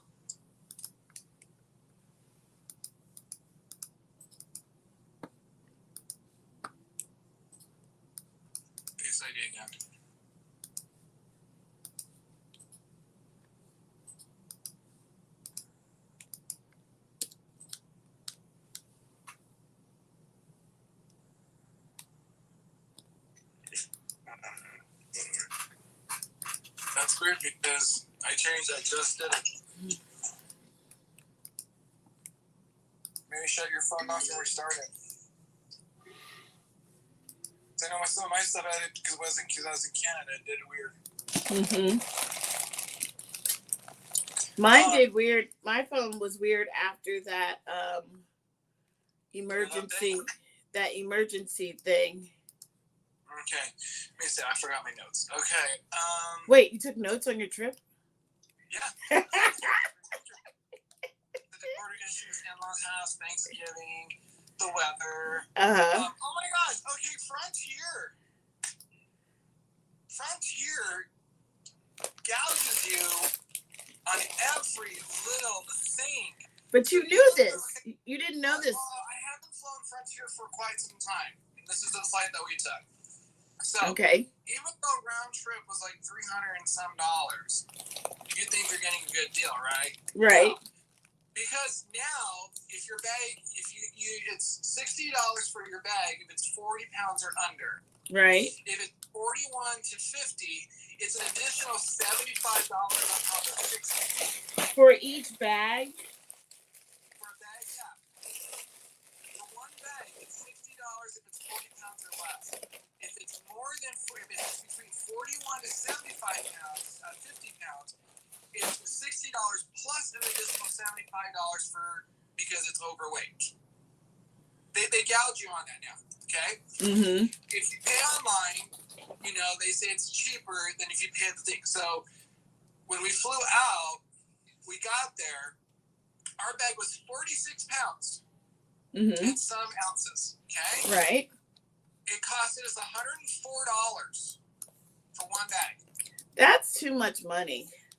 Oh, no. I'm saying yes. It is too much. Oh, I know. But the flight home today, the bag was even more than $104. What if you don't have all this money? What do you do?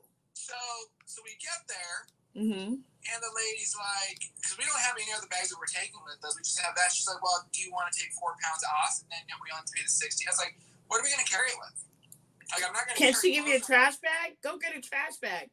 I was like, I'm not going to carry anything. So I said, we'll just pay the fee. This time, the bag was 44 pounds and some ounces. 2 pounds less than when we flew out. Okay. Guess how much the bag was? It should be nothing. No. Guess how much it was? $150. $150. $179 for No, I'm not doing that. What's wrong with you people? Yeah.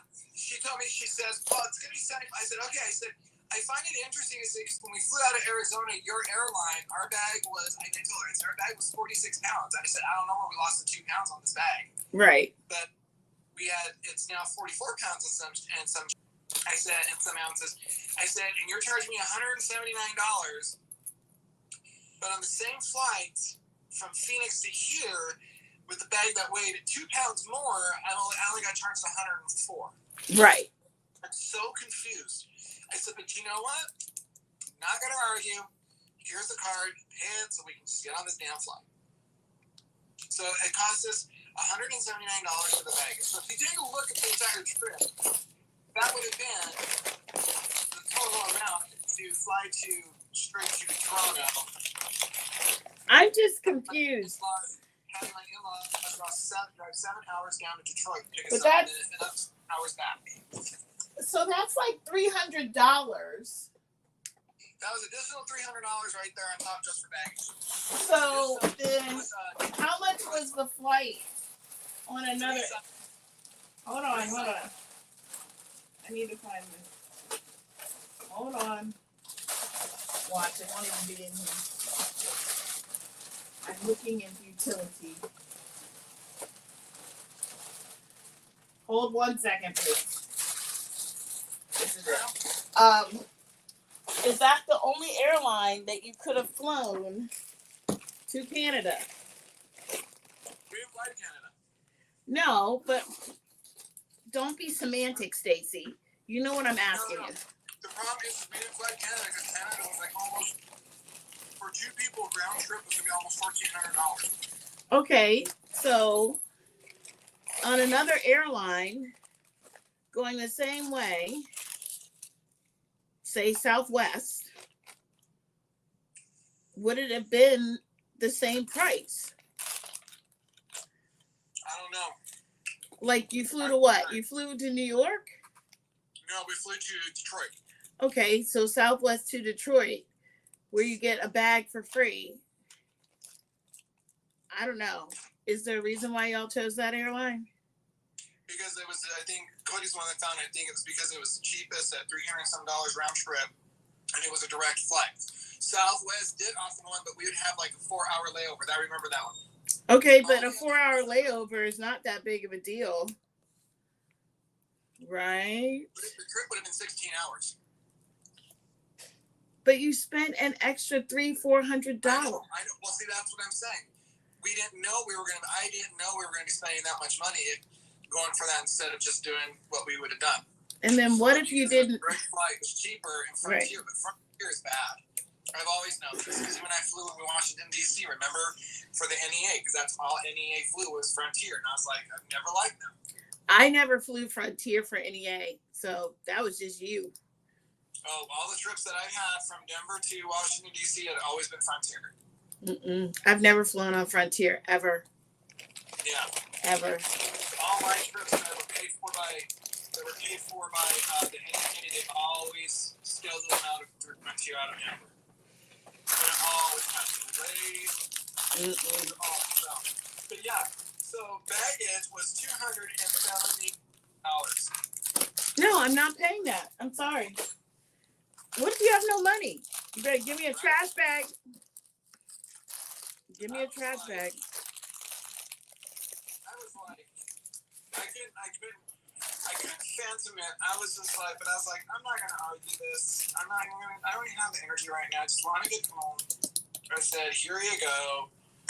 And I was just like, and I couldn't understand. I kept saying to myself, I was like, okay, to help me process this. On the way over there, it was $104 for the bag. Right. And on the way back, it was more. Did she have an answer for you? Because I said, our bag weighed 46 pounds and some ounces.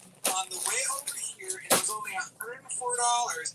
And our bag is weighing 44 pounds and some ounces. I said, so somewhere the bag lost weight on this trip. Right. Or your scale. Their scale is off. Well, you know what I noticed? What? People from the airlines, when they're working on, like when they're helping people, they're standing on the scale. Oh. They literally stand on the scale. So then that means they are uncalibrating the scales. Right. Like this one lady was helping some people, and I'm watching where she's standing, and I'm like, you're standing on the scale. So I'm like, you're guys are not even right. Like, they are. She's like, and she's like, are you sure you just don't want to take 4 pounds out? Because it's going to save you 75. So I thought, no, I'll just. 4 pounds is not that much. No. You could have taken your shoes out if you had shoes in the I suitcase. didn't have shoes in there. Where are your shoes? I was wearing them. You only brought one pair of shoes? Ew. You're bougie, that's why. You can't just bring one pair of shoes. I gotta have my sandals. I got my tennis shoes. I got stuff to do. Because you're Adrienne Anderson Cole, you're bougie. And I gotta have my flip flops for the pool. I did have my sandals, but that was just for inside the house. Right. I had my shoes. But, yeah. I was like. You were upset. I really was. I was just like trying to like rational, like, okay, explain to me how this is right. But I was like, you know what? Screw it, I just made it. That's crazy. And then when I got it home, I saw that they finally processed it, and I was like, oh, there's that 44-pound bag.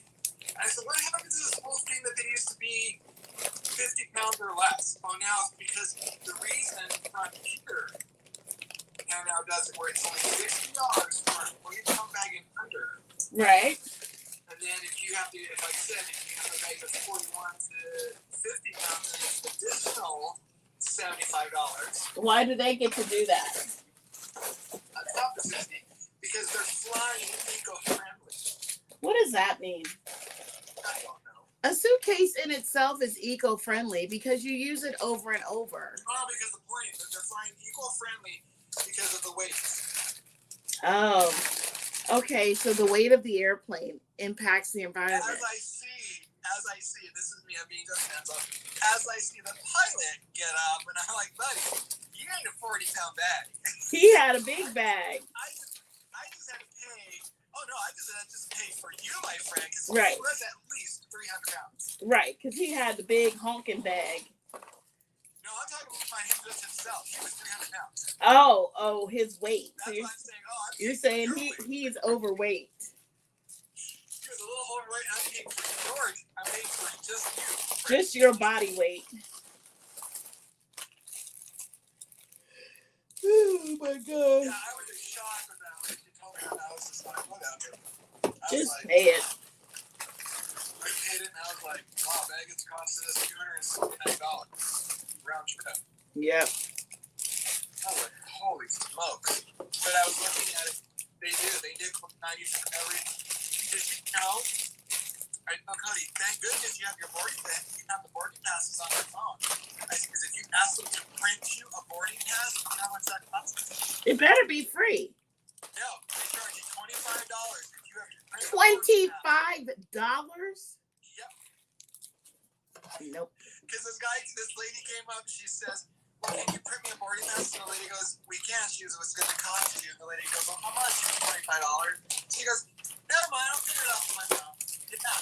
So for you, they want you to use everything online. They want you to use your cell phone or the app. Right. On the website to pay for everything. Because it even says there that if you pay your luggage at the front desk or whatever it's called, it could cost you 2 times more. I don't like them. I don't think I'll be flying them anytime ever. And so they have weight upgrades. Then when Cody got the tickets, they didn't put us next to each other. Why not? And I noticed they did this to a lot of people who were like on the same flight that were like family. Same ticket number, like same time with the ticket. They did that with a lot of people. There's still a lot of separation. But if you want to sit next to each other, we'll charge you $30. But so you didn't pick your seats, is what you're saying? Yeah. When you bought the tickets, you didn't get to pick your seats. Yeah, for $30. Well, no. Most airlines, you pick your seat. Nope. Frontier lets you pick your seat and you have to pay a price for it. I ain't paying y'all all this money. Obviously. Yeah, that's what I'm saying. They nickel and dime you. I'm just saying I won't fly them ever. Yeah, no. And No. so I said they nickel and dime you for every little bit. And that's what Cody looks at me. He goes, well, it's going to cost, he says, we can sit next to each other, he said, and it's going to cost us like an additional $30 or something like that. I looked at him and said, we're all going to be in the same plane. We're all going to the same place. We'll just sit at the seats we're at. Right. But my spend extra money because we need to sit next to each other. I don't know what I would. And then on the way back, because on the way out there, it was a full flight. On the way back, they said, it was a full flight, but I had a window seat. A guy sat next to me. There was no one next to him. So I looked over at Cody and I was like, hey, I said, you can come sit over here because like we're taking off and there's no one there. And Cody's like, nah, you can just see. He was like, I'm not going to, no. He was like me. I'm good right now. So then this guy sits there. So the guy moves over.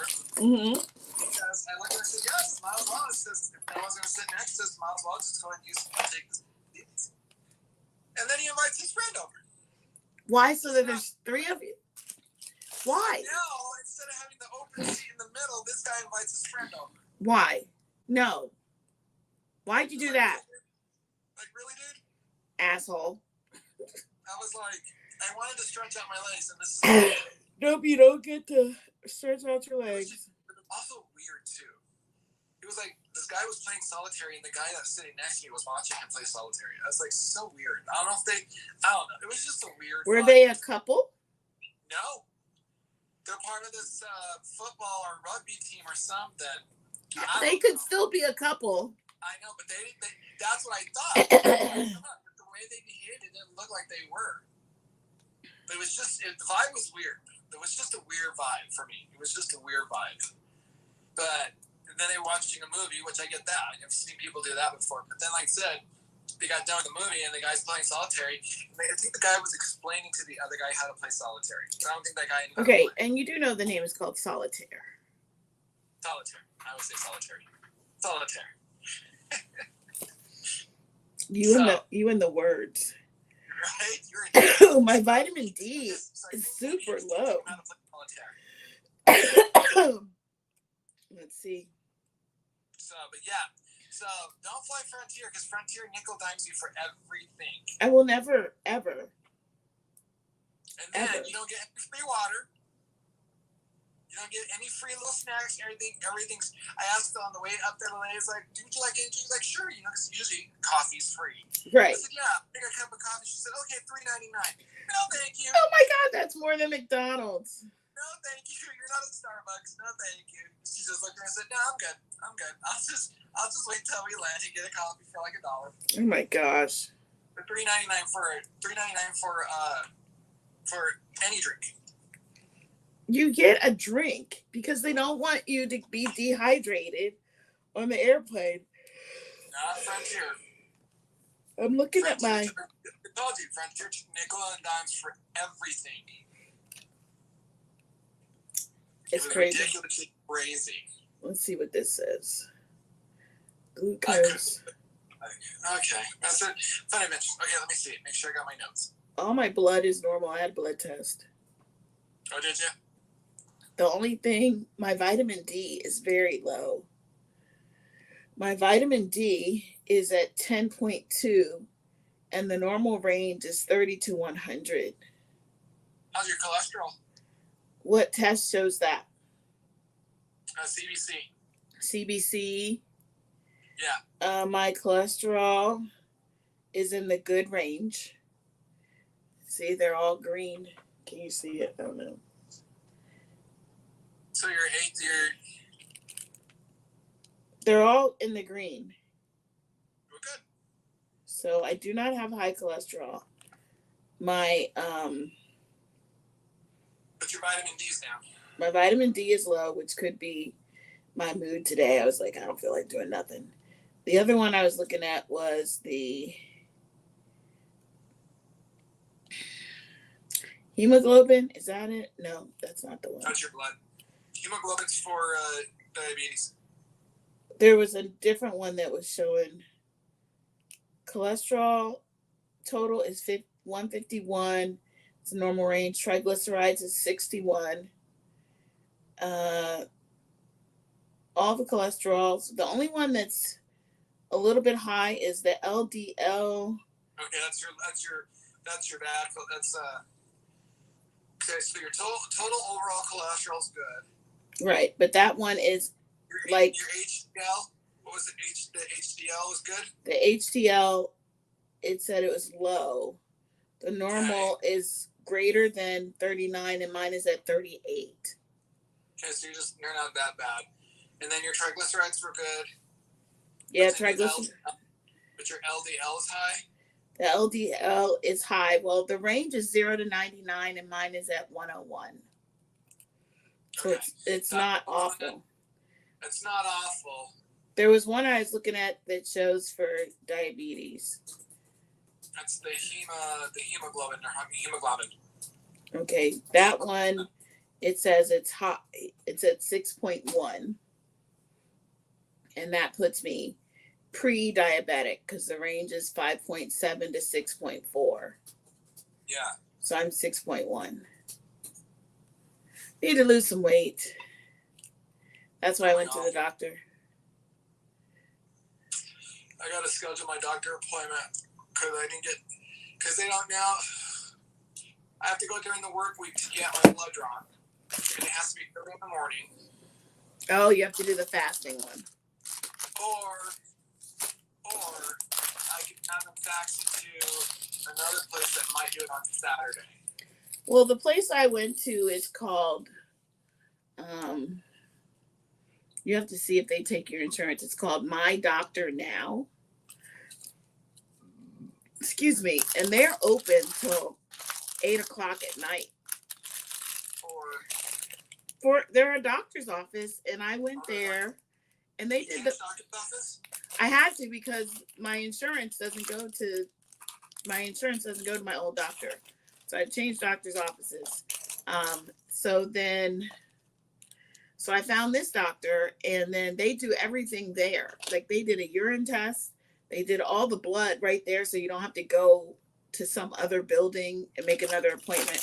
So I was like, well, that's good, because that's the main thing. You go to the doctor, and then you got to have 2 more appointments to figure out if you're dying or not. But they do everything right there. Because I'm past my 6-month review. We still go to Village Medical in Sun City. Right. Not too far from the house. But they used to do it on Saturdays, where I could go in and get blood done. They no longer do that on Saturdays. Mm. So they only get Monday through Friday. They're like, but if you want to go to like LabCorp or something like that abroad, I think they said because or something. But LabCorp, their appointments suck. And like she said, that's what she said. And they said they will fax the information over there, and they can draw the blood there. Mm-mm. And we can have the blood drawn, and then you can come see your doctor. Because I had to cancel tomorrow's appointment because I was like, I'm like, why am I going to the doctor's office tomorrow if I haven't had my blood drawn? And I've had to call you guys and try to get this scheduled because you guys did not schedule it down the road, knowing I had an appointment for a follow-up 6 months and said, usually do the blood work a week before. Right. Now you guys have these things changed, or we don't do Right. it anymore. Right. Well, this is the work on that day, so I'm like, I said, and I'm like, it's frustrating. That's why I don't want to go. I was irritated. But I'm super glad that that they did it all right there, because I don't know when I would have got the blood work done. So now I have the results. That's the only thing I need to do, because I need to get my cholesterol checked, because everything else was good. It was just that my cholesterol was high. Right.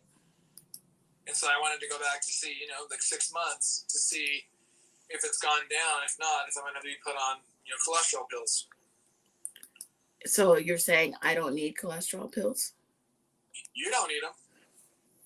And you know why I like the doctor? The ones that they really look for is the total cholesterol, and I believe because the HDL. Mm-hmm.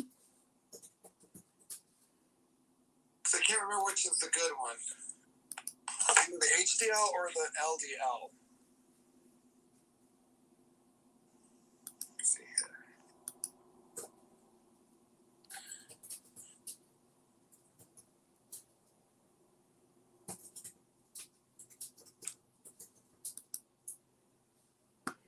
Let me look again. Let's see here.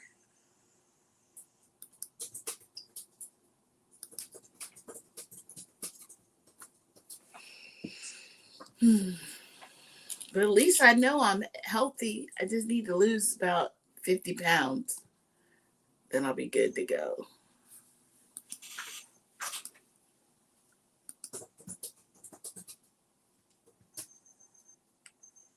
Are you looking it up? Yeah, I'm looking it up because I know.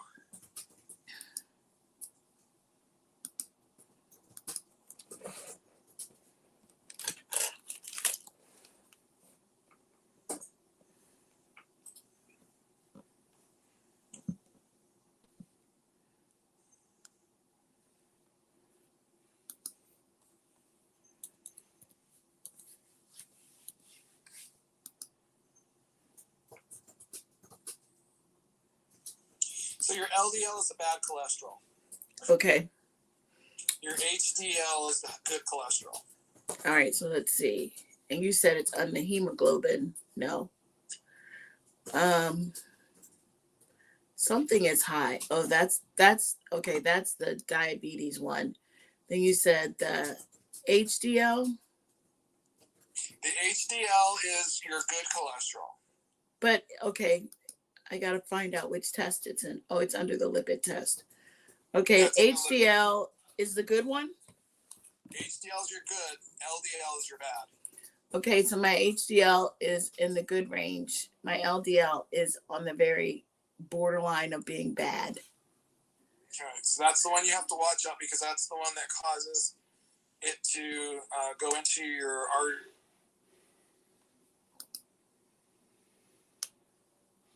Did you hang up? That's the one that causes you to go into your arteries and hardens the walls. Okay. Your H is your LDL. Because my HDL was high, or I can't remember. I just know that my total cholesterol was high. I know that for a fact. My total cholesterol and my LDL was. I'd have to look at it again.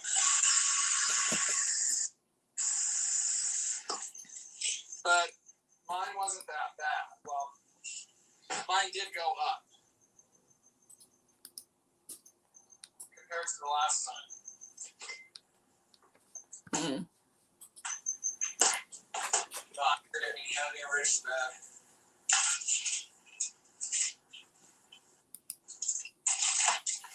I don't know. I just need to go back to the doctor and just get my 6-month checkup. Yep.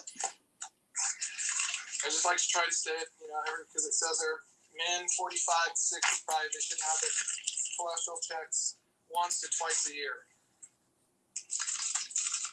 Because now I'm in that age bracket. Right. Women, it's 55 and up that need to have it once to twice a year.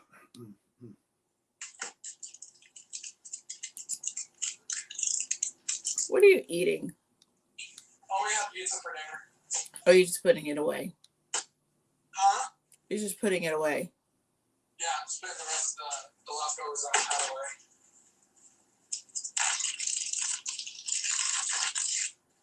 Yep. But overall, it was a good trip.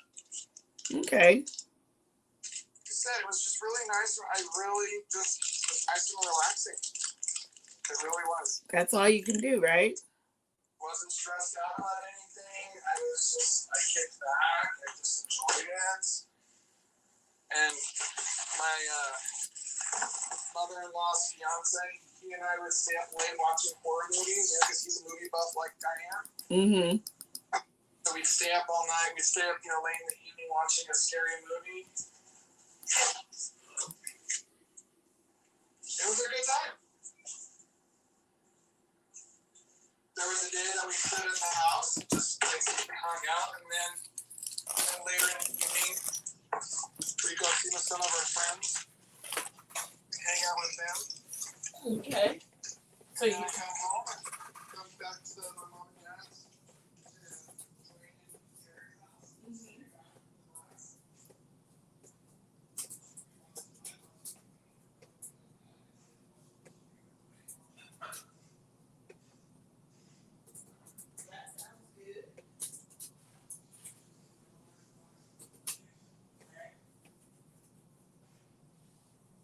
Oh, wow.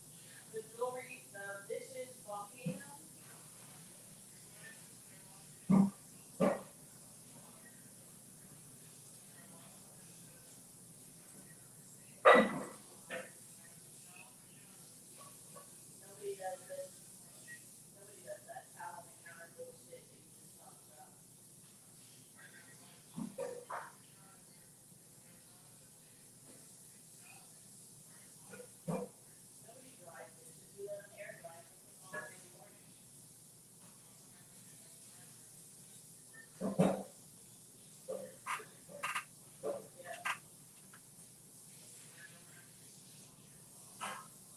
you know if you don't use the dishwasher, you'll damage it.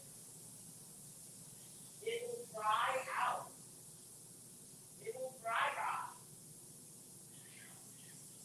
At least use it. It happened to my mother. She thought she was being best mom of the year, making me and my sister wash the dishes all the time.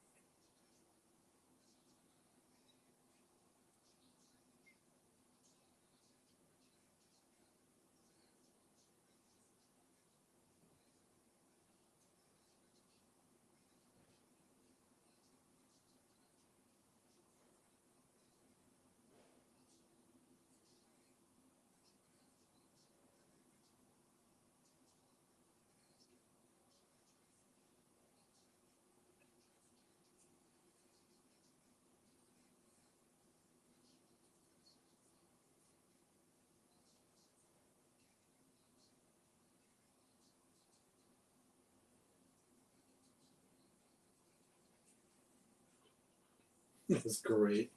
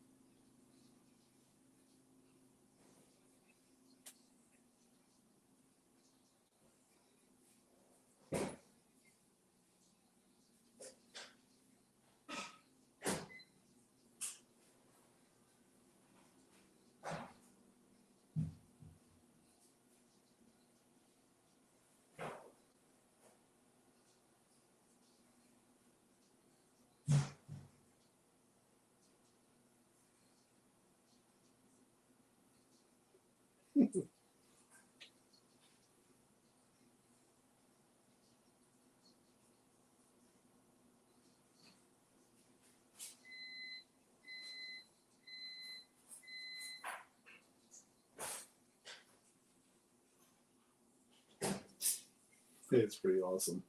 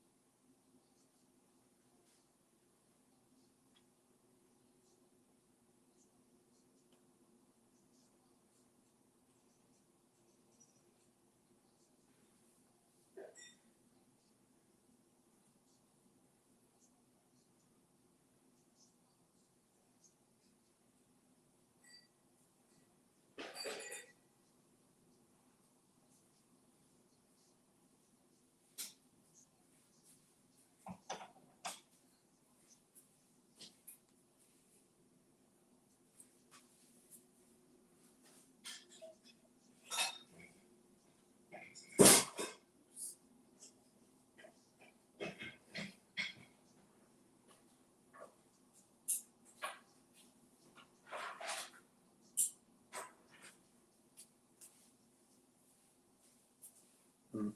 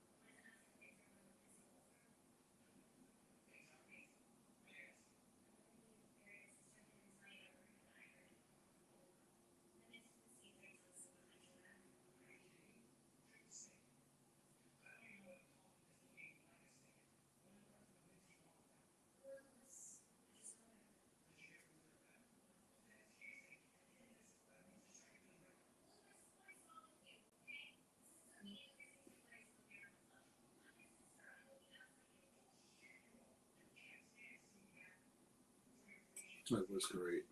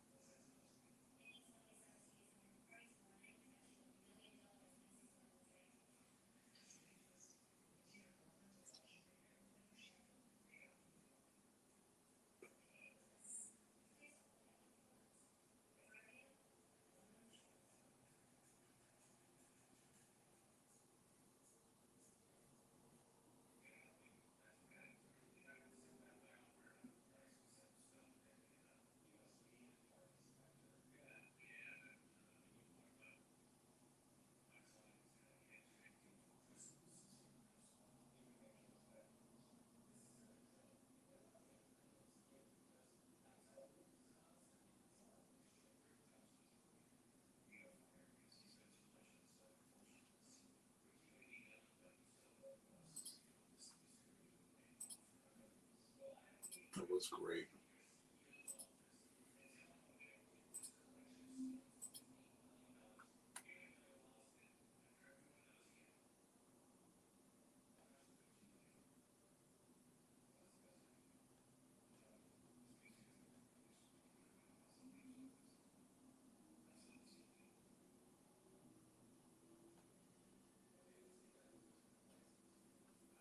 That's awesome.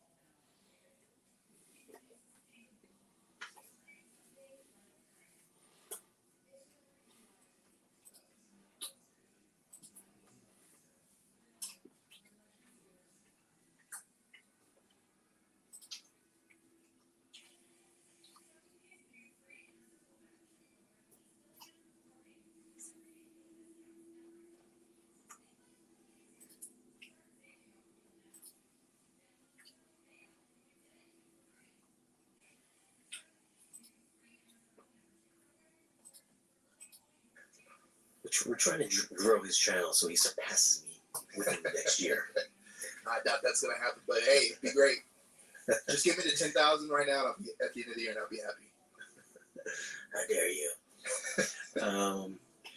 All right, so listen, you sent me the link here the other day. We probably should have did this a day ago, but Yesterday. better late than never. The big news out of the world of movies and physical media. I know a lot of you guys probably watching this right now, physical media fans. And I also know that there's a lot of you out there that are digital fans, digital streaming fans. But it would seem, let me bring up the article here, that, let me bring up the article, that's The Verge. Let me go over to Variety. Is that right? No. All right, so this is coming to us via Variety. They are an entertainment magazine / entertainment website. All things Hollywood. So the consumer electronics retailer Best Buy will phase out sales of DVDs and Blu-ray discs both in store and online in early 2024. Jordan, how do you feel about that? I am legitimately sad. I am upset because, let's see, first of all, I used to work at Best Buy back in 2003, 20 years ago, but since then, I have probably around 450, maybe 500 Blu-ray discs, movies, TV shows. 99% of those have come from Best Buy. I'm a Best Buy loyalist, so man, yeah, it's kind of depressing. Yeah. So Best Buy has confirmed on Friday that it is ending sales of DVDs.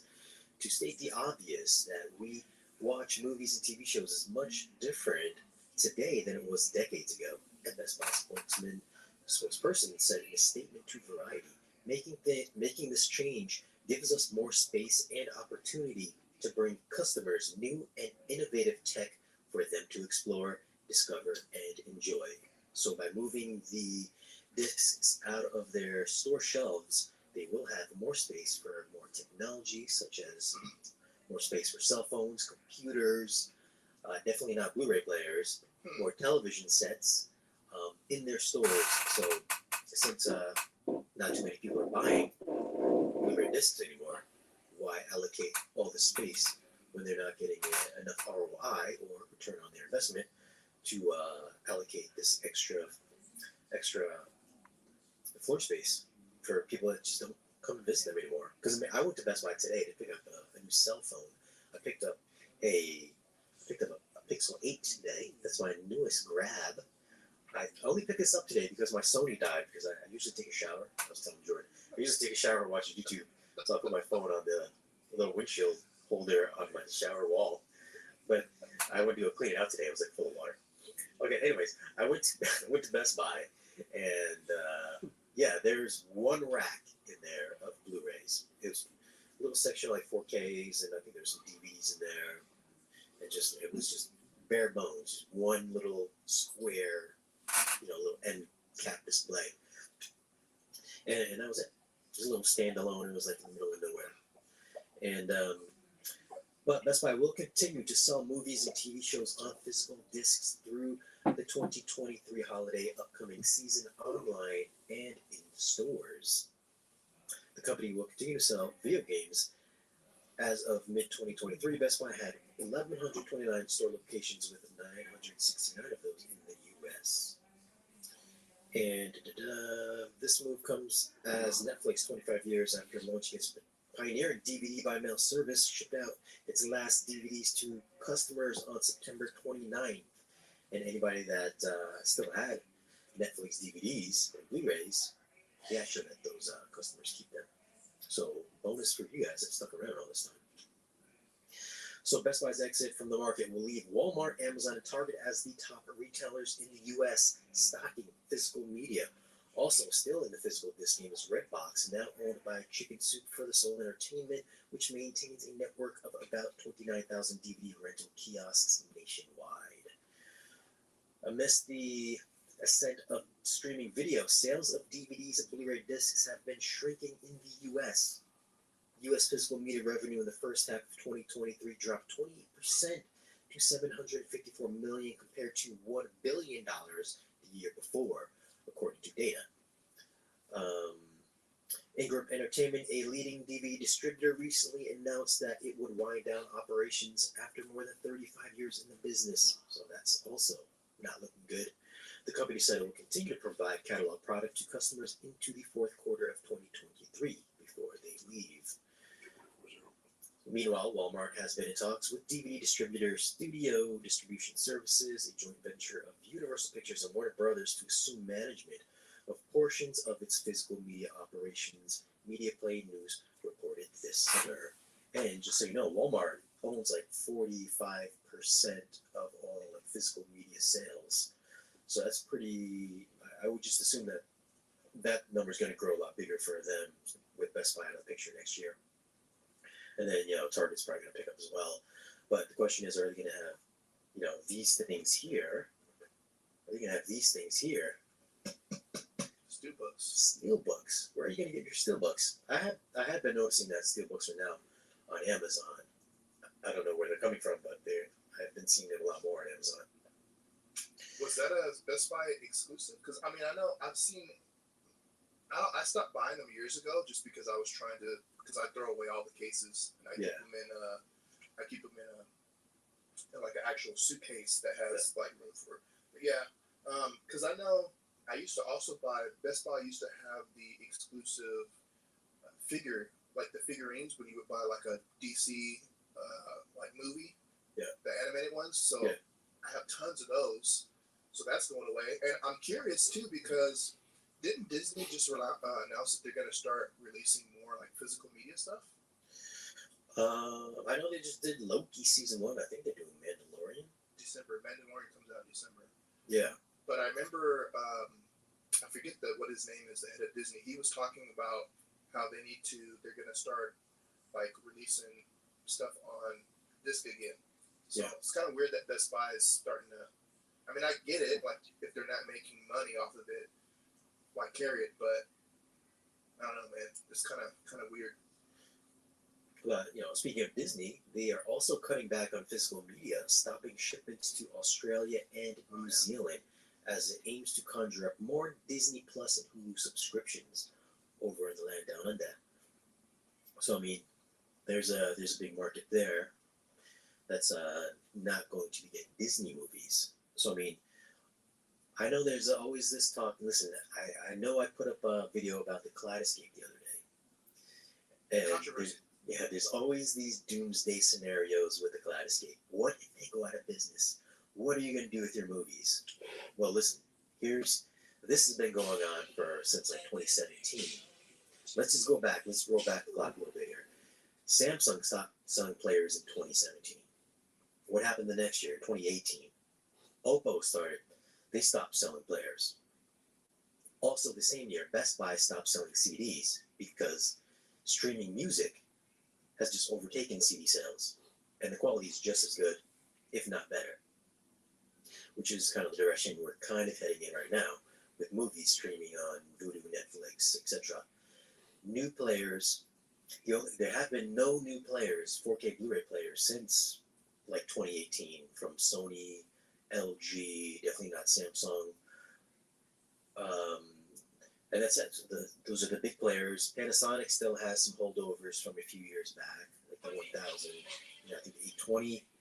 And then we've got some like, B-list players with Revon and Magnetar.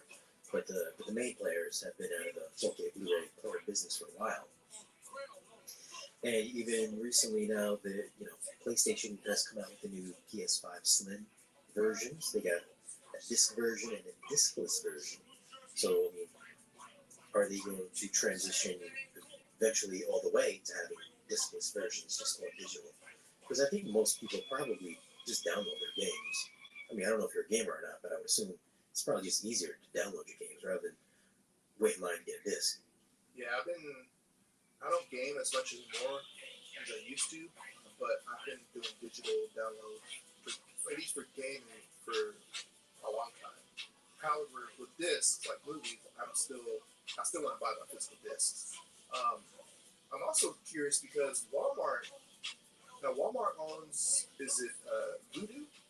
Because they have like at least they used to have a streaming service, right? Yeah, Still, yeah. I'm wondering if maybe Best Buy is going to try to do something like that. I don't think they're going to be as big as Walmart. I doubt that's going to happen, but it wouldn't surprise me now that everybody's doing it. I mean, I think Walmart's the only store that actually has like their own streaming service. I don't think Target has anything, but Yeah, I don't know. I feel like Best Buy probably tried to do streaming before in the day. did they? I think so. Maybe back in DVD or Blu-ray days. I could be wrong on that, but I feel like that's what happened before. But I also think part of the reason why like Best Buy is getting out of it because I know a lot of people, a lot of collectors. I see it in the comments. I see it in the forums. A lot of people will not buy movies throughout the year. They'll wait till like Black Friday, and that doesn't look good for business. Like if you guys love your physical media so much, go out on Blu-ray, DVD Tuesday, pick up the new releases. Don't wait till the end of the year. Don't keep waiting for sales. If you love them that much, support them. Buy them when they've come out. Might be a little bit too late now, but you should have bought them when they first came out and supported them throughout the year. So that would look as a positive interest in the eyes of Best Buy, the retailer. Whereas you guys are just loading up once a year. When during the course of the year, they get put back into boxes. They get sent back to the distributor or the manufacturer. They get like divvied out to like Amazon or like Walmart and stuff like that, like other tertiary stores. So I mean, you guys really should have been supporting physical media day and date of release when they first come out on Tuesdays. So you guys kind of bone that up for yourselves here as well, if you want to think about it that way. Yeah, and that first week, it's at least at Best Buy, it's always discounted. So I've always bought my disc. I don't even think I've bought this even during Black Friday because I already had it. But as soon as it comes out, if it's something that I want on Tuesday, I either I usually buy it the night before because I think even if you pre-order it, it doesn't go on sale until like that morning. So like Tuesday morning, I would wake up, purchase it, and then go pick it up curbside. But yeah, man, I mean, it's sad because you hear a lot of people. I see a lot of people in the comments that say they still want their physical media, but like you were saying, every company looks at their sales by quarter. So if they see like nothing for 3 quarters and then in 1 quarter there's a spike, they're gonna be like, this isn't worth it for us to. And I get it, people have bills, people have kids and stuff, but I mean, I'm sure you're spending money on other stuff that's a lot more than a $30 disc. Yeah.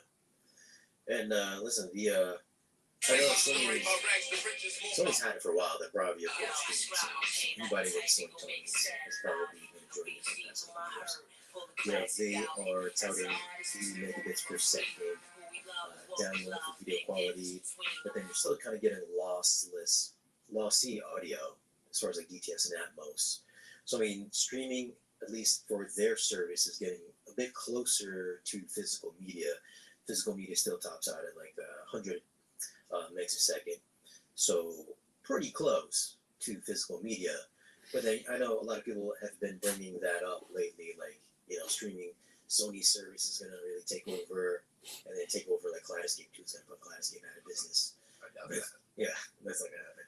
But then at the same time, those are just Sony movies. Like you're not gonna be able to watch nasty like Warner Bros. Movies, Universal movies over on the core. That's basically just Sony's own production on their service. So I don't see that taking over anything anytime soon.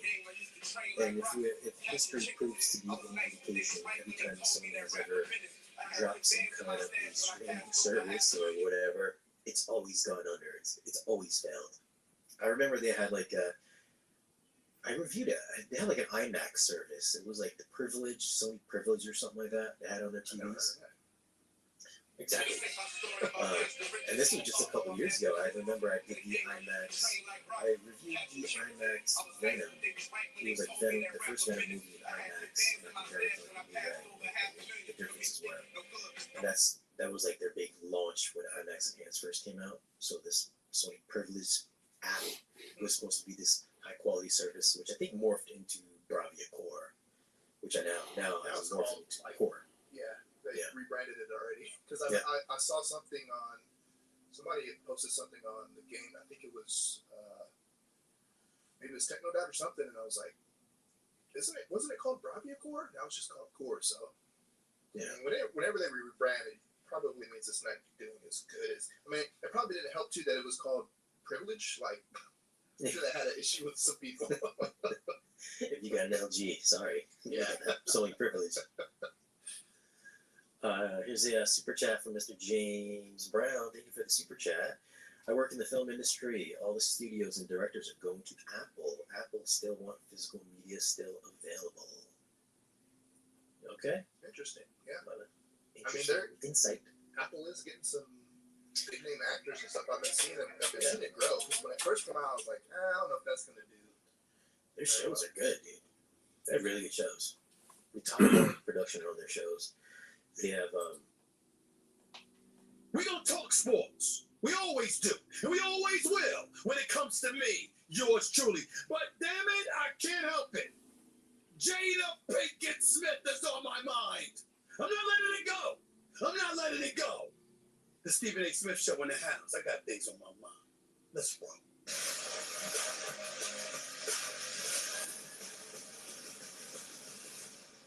What's up, everybody?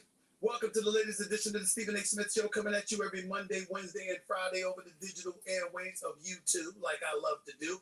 As usual, we're here in my studio thanks to our official studio sponsor, FanDuel Sportsbook. FanDuel is the official sports betting company of the Stephen A. Smith Show. First of all, let me take a moment to thank everybody because 33,000 subscribers. What can you say? 330,000 subscribers. 330,000 plus subscribers sitting here helping me out, showing me love on a continuous basis, averaging over 1,200 new subscribers per day. Can't thank y'all enough. These last 6.5 months have been absolutely tremendous. I love doing the show more and more and more. The more love y'all show me, the more I keep coming. So thank you so much. I love my day job, but I love this just as much as well. So keep the love coming. Make sure you click on the show and to find out about all of our new content, just click on the Stephen A. Smith Show on YouTube, and there you have it. By the way, while you're doing that, please don't forget to pick up a copy of my New York Times best-selling book, Straight Shooter, a memoir of second chances and first takes. And as always, we'll take some text messages and tweets and all of this other stuff from you. We're not taking calls over the next 2 weeks as I'm preparing to move into my new studio or so. But we'll be back with our live callers. Make no mistake about it, because nobody's running. Nobody's running. Okay. Let me transition to some sports and just get into some stuff. Again, as I promised, I'm going to get into Jada Pinkett Smith. Something needs to be said. And women everywhere, you need to listen to what I'm having to say, because I'm trying to help you. I'm trying to help you. I'm trying to be there for you, okay? I'm not just trying to be there for myself. I'm trying to be there for the man. I'm trying to be there for you, okay? Okay, I've joked on many times. I'm the anti-Oprah. In other words, it ain't just looking out for the women. It's looking out for men, too. But in this particular instance, I'm looking out for everybody. I'm looking out for everybody. I'm looking out for women and men everywhere. And I promise you, listen to your boy Stephen A. on this one. When I talk about that Jada Pinkett Smith, trust you me, you're going to thank me for what I got to say. You're going to thank me for what I got to say. But before I get into any of that, let me get into a couple of sports items that just are unavoidable to get into. A lot of people making a big deal because CP3, Chris Paul, point guard extraordinaire, one of the top 6 or 7 point guards in the history of basketball as far as I'm concerned. That CP3, that Chris Paul, is a member of the Golden State Warriors. And I understand that when we look at him and we look at his greatness as a 12-time All-Star. We look at his greatness as one of the quintessential, purest point guards the game has ever seen. We look at the Golden State Warriors with their championship pedigree, with Steph Curry still there, with Klay Thompson still there, with Draymond Green still there. We see all of this. We see all of it, okay? And we say, damn, Chris Paul being there, I mean, he can't, please, they're going to be just fine. I'm not saying they're not going to be a good team. I'm not saying they're not going to take on greatness. I'm not saying that he's not going to do his thing to some degree because he is an elite performer. I'm simply saying that I question whether or not that was the right and the ideal fit for this franchise. I said it when it happened, and I'm going to say it again.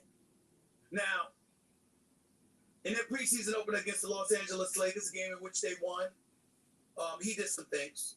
He did some things very, very productively. Major props to him. I'm happy for him. Chris Paul showed up, and he showed out. And as a result, that was a beautiful thing. 6 points, 5 assists, 4 rebounds in just 13 minutes. Congratulations. Who cares? Chris Paul can do that in his sleep. He's that great. The issue is, what kind of a fit is he going to be for the Golden State Warriors? I got a producer on this show. His name is Greg. Good kid. Curly hair, I don't know about that. I don't know. You might need to get rid of that curly afro, but that's a different subject for another day. He looks better with his facial hair than he does without it. You're young. Young whippersnapper, wet behind the ears, breath smelling like Similac. Brother knows his basketball, though. He gets a bit biased and a bit emotional when it comes to his Warriors because they pass gas. He calls it perfume. He doesn't really accept and embrace who they are and what they are all about. His name is Greg Holtzman, for those of you who don't know. Look him up. I'm throwing his last name out too, because he's a good kid. I love him. But breath smelling like Similac on this issue. And this dude is going to sit up there and talk to me about they're going to be perfect and Chris Paul is going to be the key when they win the championship. And he's thinking like a lot of Golden State Warriors fans are thinking, because guess what? You got Chris Paul to spearhead the second unit. Bob Myers ain't there any longer. He's going to be with me on NBA Countdown for ABC this season. Okay? But in his place is Mike Dunleavy Jr., who is his successor? Running basketball operations. The great Steve Kerr is still there. There's no doubt. One of the top 5 coaches in the history of basketball. And I know the man knows what he's doing. He said he hasn't decided what he's going to do. Here's my trepidation. Chris Paul is not one that you need to push the pace. He's 38 years of age. He turns 39 in May, if I remember correctly. Steph Curry turns 36, I believe, in March. Klay Thompson is going to be 34 in May. I might be wrong in those specific dates. I got to look that up. But I got to tell you something right now. I am concerned. Yeah, Steph Curry, March 14th, he'll turn 36 years of age. I was right about that. Okay? I was right about that. I'm just wondering about it. And I'm saying to myself, what are you going to do? Klay Thompson, he turns 34, February 8th. And of course, CP3. We know this. He turns 39 years of age May 6th. And that's 19th season in the NBA. That brother don't need to be running up and down the court. He don't need to be pushing the ball up and down the court. And if you're the Golden State Warriors, you need to push the ball up the floor. You need to unleash that aerial assault that they can throw in your direction.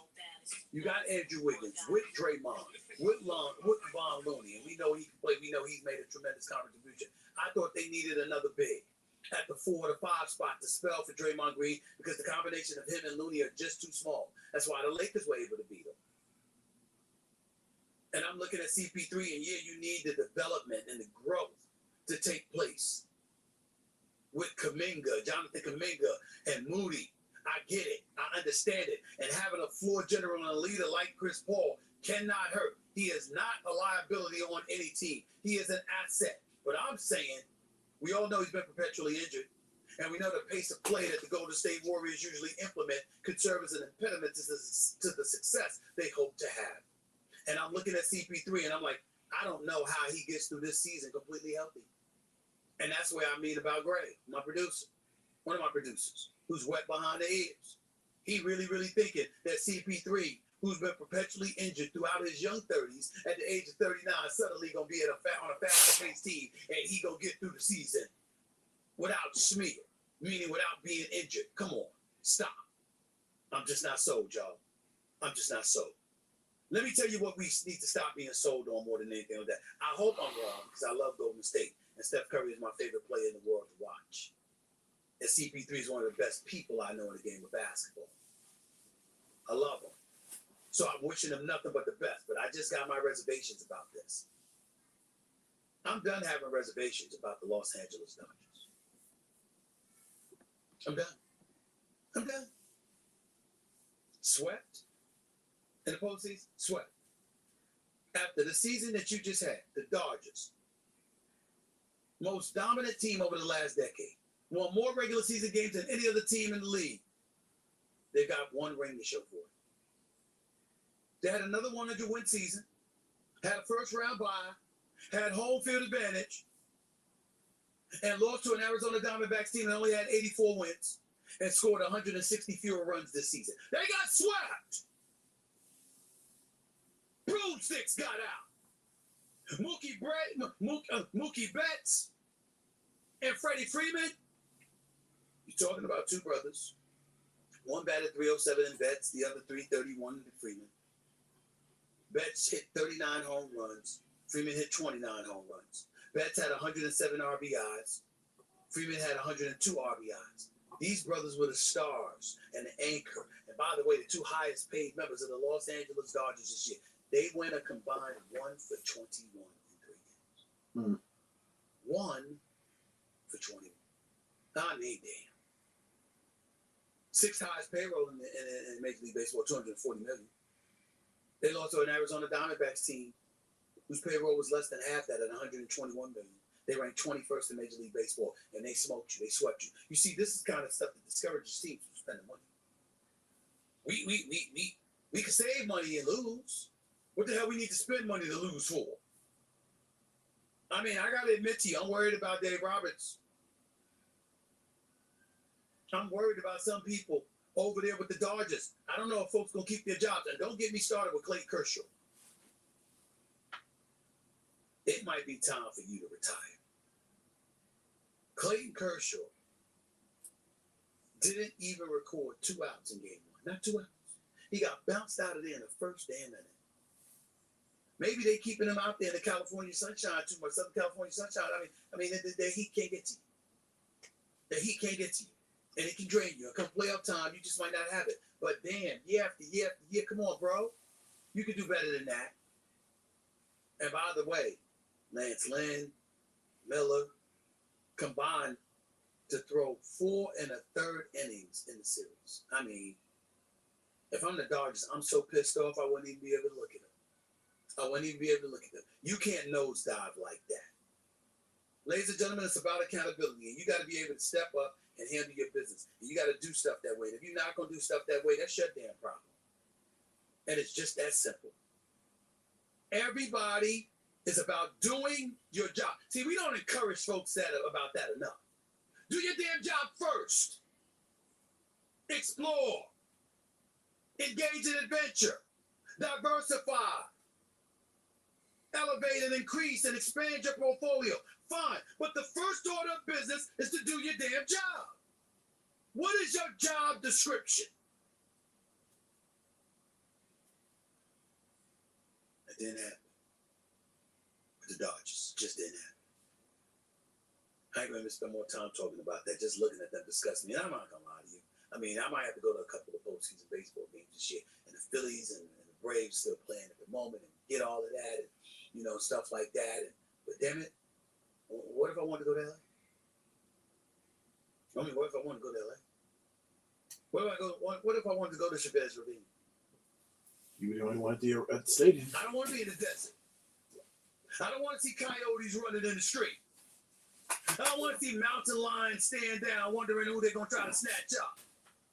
I don't want to see cactuses and dust and no water in sight. I want to see the Dodgers.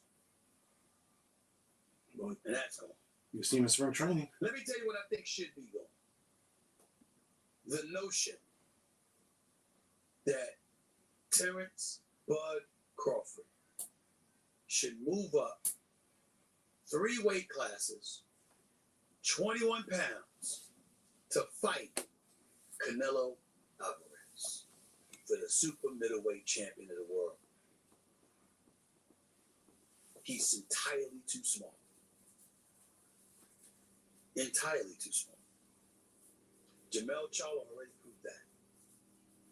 At 154, he went in the ring against Canelo, and he was entirely too small. That's what it was. Entirely too small. From the second round on, Canelo stalked him. Y'all want to throw shade at Jamel Charlo. I'm not doing that. I thought he fought an exceptional defensive fight. I know he got dropped in the 7th round. He got caught by that right. I get it. But that brother Everybody looking at him talking about he was running. He wasn't even throwing any punches. Yo, y'all, he swung early. And Canelo kept coming. Y'all remember that scene from Rocky? Remember that scene from Rocky 2? When Carl Weathers was Apollo Creed? And his trainer was like, can I be honest? He said, I saw you beat this man within an inch of his life. And he kept coming. He wouldn't go away. He's wrong for us, baby. He's wrong. Let it go. Apollo couldn't do it. And lost fight number 2. Trained him for Rocky 3. And then got killed in Rocky 4 by Drago. Because he couldn't let it go. Bud Crawford needs to let it go. Too small. No doubt boxing skills are sublime. No doubt he's pound for pound one of the best on the planet Earth. Crawford is the real deal. The real deal. And him and Charlo is the fight I want to see. Him and Charlo is the right fight I want to see. But y'all gonna stop holding it against Charlo. When you hit somebody and you know you can't hurt them and they keep coming, what the hell are you supposed to do? You can't run out the damn ring. So the best thing to do is to stick and move and run around the ring. What's he supposed to do? Stand in front of Canelo? Come on, man. Come on. You can't ask him to do that. Now, if he never threw any punches, that would be different. But if he hit the brother and it didn't affect him, and on top of it all, it antagonizes him and makes him stalk you even more. And on top of it all, he's a great fighter and a great boxer and a power puncher in both hands. You don't stand in front of that, man. You move. You stick, you move, you hug. That's what you do. You grab and hug. I don't give a damn if you got to fall on the canvas on purpose and be Martin Lawrence in that episode when he fought Tommy the Hitman Hearns. And he was on the ground and punching at his feet. I don't give a damn what you got to do. What you don't do is stand right in front of Canelo Alvarez. Nope. That is a mistake. Because you would get killed. Especially for a smaller dude moving up 2 weight classes. Now Crawford wants us to believe that he should move up 3 weight classes. I understand what this is about. It's about the money. What money? I get it. It's about the money.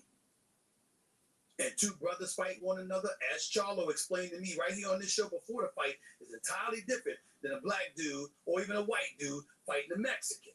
Because the Mexicans travel, y'all. Como esta? Como esta? They travel. And they're going to go wherever Canelo says to come. And that's going to make you money on a global scale. And that's something that's beneficial for Charlo. And it would be beneficial for Crawford. So I get the money grab. Crawford is over 35 years of age. I respect it. I understand it. But there's a mega fight with Charlo. And there could be a sequel of a fight like that. Because I don't think there's any way in hell that Terrence Crawford is going to beat Charlo like he beat Errol Spence. Now, he might beat Charlo because Crawford is so skilled. But I'm not sleeping.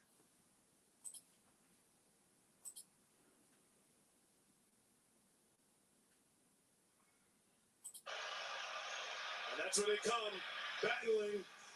Oh my God! What a highlight! I'm Adrienne!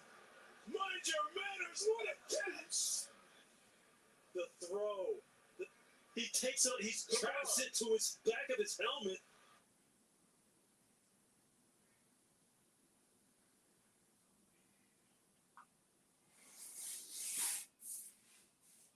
He got off the field a moment ago. They've got 97 yards to go.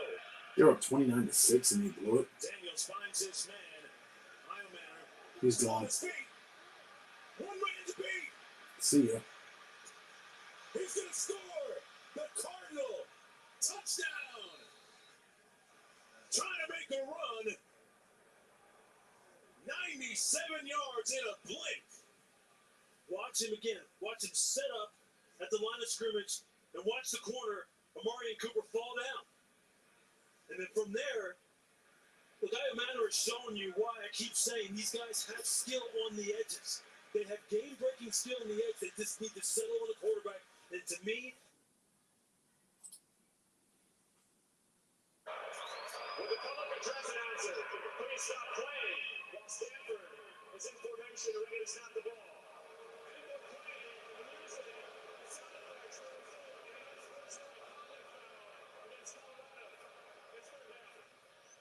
So the DJ can't spin. I guess not. Man,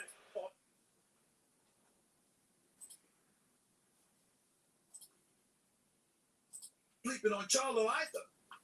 But I'm saying that's a mega fight. And unlike Errol Spence, who clearly, according to reports, was so weak and sitting in saunas and all You're this up other 29 stuff to 2 nothing. days before the fight. The bottom line is Charlo ain't gonna have that problem. They're up 29 to But I'm gonna nothing. say something, and I know it's not popular, but damn it, it needs to be said, so I'm gonna say it. Wow. I don't mean to come across in any way like I'm getting at Bud Crawford, because I'm not. This ain't Roy Jones Jr. versus John Ruiz, though. First of all, John Ruiz wasn't an elite heavyweight. Just stop it, okay? Let's get that out the way. It ain't like Roy Jones Jr. went in the ring against Mike Tyson or Lennox Lewis or the Evander Holyfield in his prime or something like that. He went in the ring against John Ruiz. Just stop, okay? And then he came back down from that, and what happened to him? He got knocked out by Antonio Tarver, and I love Roy Jones Jr. I'm not throwing no shade on him. He's one of the greats of all time. But losing that weight, I think, played the role, because I don't think he was ever himself once he came back down to light heavyweight from the heavyweight division. But getting knocked out by Tarver, he just got caught by a punch, got dropped. That was the fight where Tarver and him met in the middle of the ring, facing off before the fight, getting the instructions from the judge, and the judge said, any questions? And Tarver said, I got a question. What's your excuse going to be tonight, Roy? What's your excuse going to be tonight? We all remember that. And then he caught him, knocked him out in the second round, after Roy Jones Jr. and him had fought to a decision the first go-round. But we also saw Roy Jones Jr. after that get knocked out by Glenn Johnson. You saw how vicious that knockout was in Memphis, Tennessee. Hell, old Elvis almost came out of his grave because he was scared at how Roy fell. Really hit his head to the back of the canvas. That was really what happened. Got hit in the back of the head and then hit his head to the canvas when he fell. Wasn't getting up, literally shaking on the ground.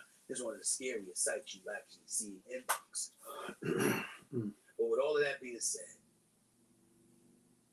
as we sit here and we reflect on the fight that was with Charlo and Canelo and the fight that could be with Crawford versus Canelo, that don't need to happen. And let me tell you something right now. Crawford needs to fight Charlo. Crawford needs to fight Charlo, not Errol Spence. Errol Spence should get back in the ring until next summer. Not before next summer. Not after the beating he took in that last fight. I don't care what the reason was. He took too much of a beating to get back in the ring against Crawford.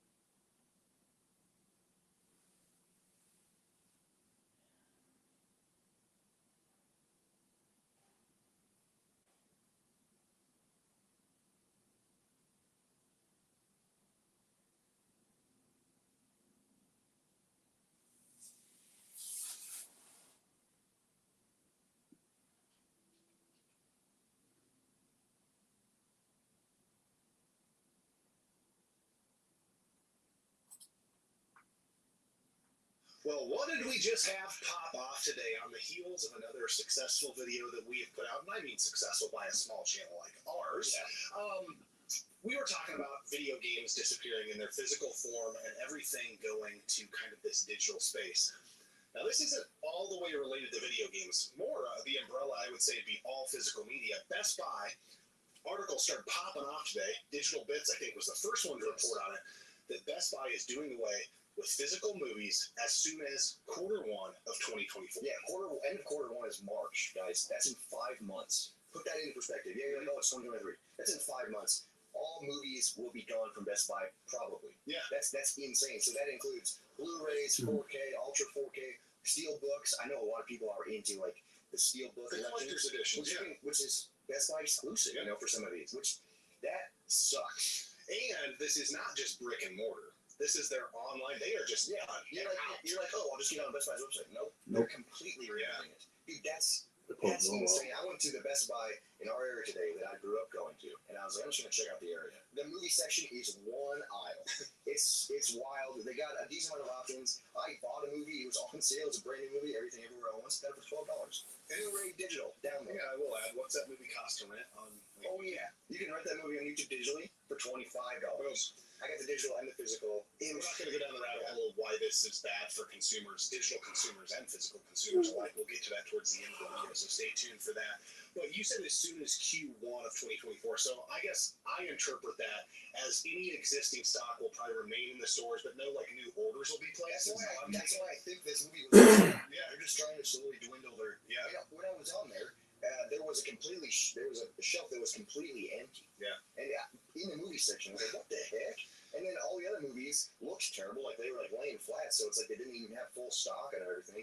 It was like going in there. Felt really weird, you know. Whether we need to run around with our hair on fire or not, I don't know. I think that's up to each individual and how they consume media and those type of things. But it's just a paradigm shift to think in 2024 we can't walk into Best Buys anymore, which they're struggling kind of anyways, I would say.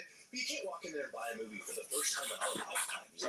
That's why. And when I was a kid, I would go to Best Buy for everything. Yeah. I used to buy CDs there all the time, movies, video games. They don't even sell CDs there anymore. Yeah. But I would go there, so that would be my one-stop shop to get everything. It was such an awesome place. And then it's just like they started expanding the appliance section, the computer section. Now they sell phones. Yeah. And so all the other like physical media is just dwindling. It just sucks because it's just another hit. You know, and stores are going to fall out. I think it's worth noting too, the Best Buy you went to, in my opinion, is the best Best Buy in town. Yes, there's a few other ones, but this one has been around forever. It's a massive store. I have some B-roll with that on the screen. With them getting out of physical sales, that only leaves a few other retailers that will have physical. You have Target, Walmart, Amazon, and Walmart already owns according to this article, 45% of the physical sales for movies. Yeah. So then you got Target, Best Buy, and Amazon competing for that. But with Best Buy bowing out, you got just Target and Amazon. And Target, if you go to a Target, their movie section's this big. That's what I was gonna say. They have like a 4-sided pie. I mean, I wouldn't be shocked if Target bowed out of the physical. Yeah. So then you just got Walmart and Amazon, and then eventually, you don't want just two places or one place to buy things. Yeah. Because then that's just not good as a consumer. Yeah. They can increase prices. They can do all kinds of stuff that is out of your control. There. Yep. What's nice about having options is, this store has it on sale. I can get it for cheaper. You know, it ruins the option, and you might not have that store in your area too. So that Target thing blew my mind before a 24-hour live stream. We wanted to give away a bunch of copies of the Mario Blu-ray. Yeah. They didn't have it. That's a brand new one of the big Targets in town. I was like, okay, what's going on? So this article doesn't mention video games, but you did get some footage because we're like reporters, boots on the ground. You went in there. Video game section is not looking good. It's not looking healthy at any retailers in our area, and we have heard some people in the comment section say, "Oh, mine looks fine," but the majority of the comments are saying their video game sections are looking the same. The writing is on the wall. I'm not blaming Best Buy. I'm not blaming these companies. No, it's not Best Buy's fault. It's what the market is. If they were selling the shit, believe you me, they would keep selling stuff, right? But they're not. You know, because of streaming services and like Netflix, Hulu, and all this stuff. Obviously, it's awesome. Convenience is super fantastic. When Netflix first came around, everyone was like, "This is amazing." And then it's slowly freaking expanding to all these other where you need to have all of them to access everything you need. Yeah. And then it's like, you have this one. In order to get extra content, you got to buy the add-on. You got to buy the Showtime add-on, and it's just like, okay, now I'm paying $25 for this, and that's monthly. You don't even own it. They can remove stuff. It begs the question, I think, who cares? Why should I care? Why should you care? If you are a digital media consumer, why should you care? I think you still have to understand that you have skin in the game. This really removes a lot of power from the consumer. And these are the ways that I can see it. These are the ways that I do see it. Is one, censorship. Okay, so Disney announced this isn't about Disney, but Disney in like Australia is only releasing their movies moving forward on Disney Plus. So no physical releases. We've all known that Disney has then went back and edited things. So we're now modifying old content to make it more PC, I guess. Yeah. So you're altering history. Yeah. And obviously, like, you know, some of the stuff is bad, but you got to learn from. If you're just erasing it, you don't learn from those mistakes. And you know, you wonder, right? If Kevin Spacey's the lead actor in a Disney film that came out 5 years ago, and Kevin Spacey goes out and pulls a Kevin Spacey, well, I think he was acquitted. You get the reference though, and they say movies off of Disney Plus never got a physical release. Yeah, that movie's gone forever. Number two is price control. So even if you are a digital consumer, there being a physical offering allows you to say, hey, I'm going to cut Disney Plus because they did a price hike, and I'm going to go buy the game, or the movie, rather, at a store, or the second-hand market. Yes. That is where this really hurts consumers is, I think about, you know, how many times have you maybe been over to your families and everybody's like, oh, I want to watch Home Alone or Christmas Vacation, or it's around Halloween. You want to go on a bender and watch all the Friday the 13th, all the Halloweens. A lot of people do that stuff. You're at a spot now where if you don't have all of the streaming services, you're not going to be able to complete that cycle unless you go into the secondhand market, which a lot of those older movies are out there in droves. Yeah, but for newer stuff, years down the line, what I think is people aren't recognizing how important this is in the moment. It's going to be like one of those 15, 20 years. Oh, yeah. Well, that's what we're talking about it now. We're trying to get you, and we got comments on the last video where it was, we don't care, this doesn't affect me.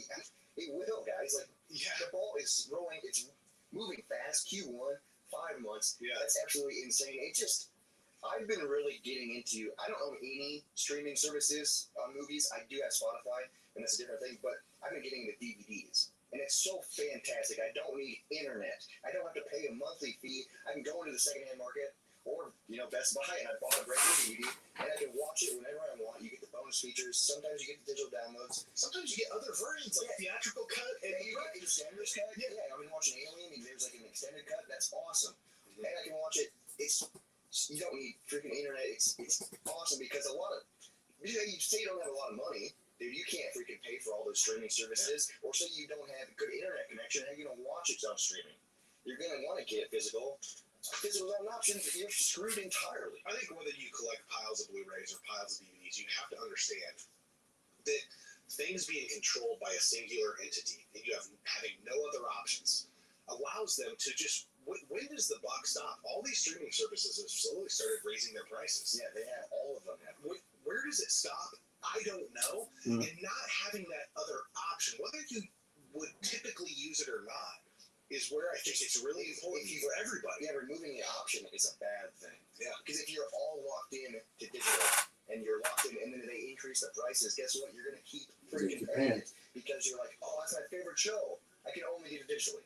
That's what sucks. I have a few favorite shows on Netflix. I think you should leave. Fantastic show. It's only on Netflix. They never released it physical. So luckily I binged that account, or mooched that account, but I can still watch it. But it still sucks. It's locked into that. And now we're down kind of to what you were saying, kind of the last of the Mohicans. Like movies, if you want them physically, that being new copies, right? You're looking at Walmart and Amazon. That's going to be it pretty much. Because Target's, they're right there.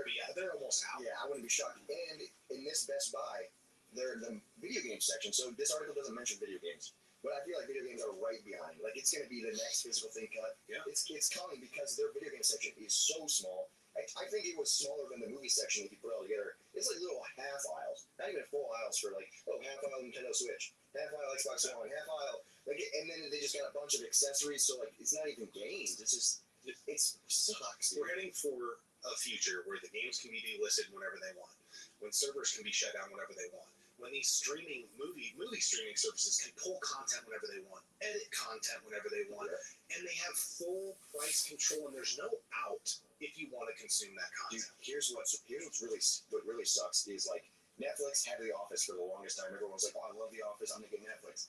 Then all of a sudden, Peacock was like, no, that's our show. Let's start another streaming service, so it got removed from Netflix. And now it's like, well, I like Netflix, so now I gotta get Peacock, so now you have two, and then it's like, okay, something I looked on Peacock is now on Paramount. Yeah. So then you just gotta get all. It's just this rabbit hole, and it's gonna keep expanding. Everybody's gonna start creating streaming services. Yep. I think someday, I think most of you watching and us a little bit, we do stream things from time to time.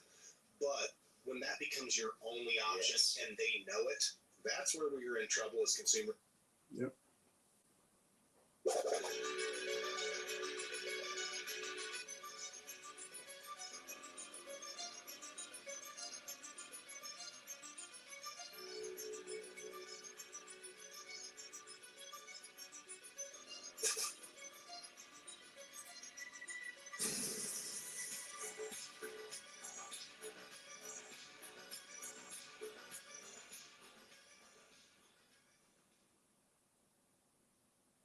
Hello, everyone. Frank and Darren back again. It's Laurel Movie Podcast. Darren, happy Friday the 13th, my friend.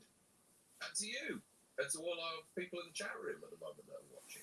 It's a holiday, isn't it, for us? In the horror community. For the US? No, in the horror community in general. I get that. Yeah. Why not? It is. It's exciting. And for two things. First one, the slab behind you, which is fantastic. There's somebody Look at that. Look at that. And Nurse Karen's got a hand on it, I can see. Is that right? She's rubbing that very hard granite. What does it say on it? It says, this is made, ladies and gentlemen, by Dave Vanderhoff. A very, very nice and creative person. It says, TSL, Movie Podcast, Frank and Darren, stick to the roads and the best of luck. That's fantastic. That's really kind that you made that. Yeah, it was awesome. That you went to meet him and he gave you that rather than invite you into his cellar and we never saw you again. But smell this rack. He's a good guy. So shout out to Dave. Yeah, we might be in the channel later. But first, before we start the show, let's say hello to everybody that we can get some of our little tidbits and everything out of the way. Chester's here, Tommy's here, Dean's here, Katie's here, John is here, Big Slick Adventures is here, Mag is here, Gene's here, Jeremy, Jordan's here, Maga, Kingslayer, we got Kosh is here, Nick Bush, Vanderhoff. That's it. That's Vanderhoff right there. Yep, he's here as well. Jigsaw is here. Martin's here. Red One is here. PJ's here. Ian's here. Power Packers is here. Cody's here. Duke is here. And keeps going down. Chris is here. The one, Chris Fantastic, the magician, ladies and gentlemen. Chris. Mega Sting is here. Melissa's here. Matthew's here. Jeremy. Quintus is here. Brooke is here. And We're all here. We're all here. There we go. Andrew Stevens sends in $20. Andrew's here. Jared's here. Let's see. Bill's here for the Unscathed. Josh is here. Martin is here. Beyond the Film Fatale is here. And Jonathan. Okay, there we go. Right. Before we start, and thank you again, Andrew, for that super chat. That's Thank you very much. That's really cool. Before we start, we just want to say that sorry, boss. Go ahead. Chat. We Frank and I had the pleasure of watching Never Hike Alone 2 today. We have done a review for, which we're going to put out. Well, it'd be in the middle of the night for me, but we're going to put out soon, in the next 12 hours or so. And you're all going to love it. You're all going to absolutely love it. It's fantastic. It's everything you want it to be. And Vincent DeSante has agreed to come on and talk to us about it in about a week's time. But maybe we have to rearrange it slightly, don't we? Yeah. Personal thing going on, but he's coming up. He's coming on to talk about it. Cool. So that's really good. And yeah, I think that the movie drops at 10 p.m. Eastern tonight on YouTube. And you'll see the conclusion of those three films. It's very well done. So I hope you all enjoy it. Final chapter, Frank. Yep. Oh, and Ian is advertising that in a super chat. You're right. Yeah, there we go. Never Hike Alone 2 tonight at 10 p.m. EST. That's right. It previews at Telluride tonight, I think. Or premieres, sorry, not previews, but premieres And Vince was very kind enough to trust me and Frank with this movie, and we watched it this afternoon. So big thumbs up to Vince for that, and we'll let you know what we think later this evening. Final chapter, Frank.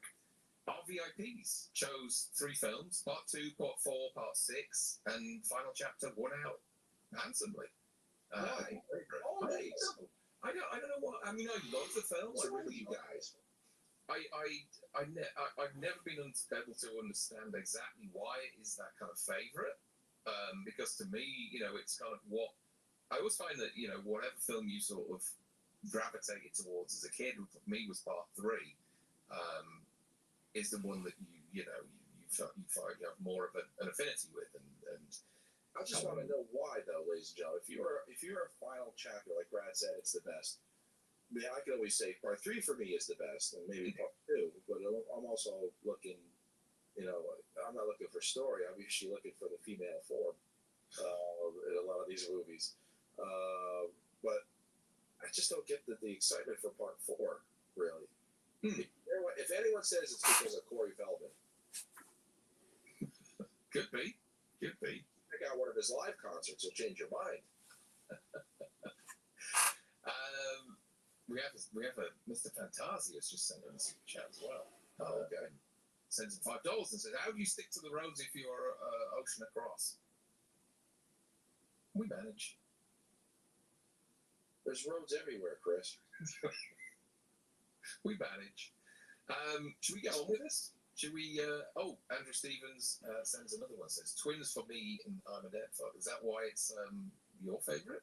I didn't realise until recently, until the last couple of years, that twins are British. Right? Are they? Yeah, they are.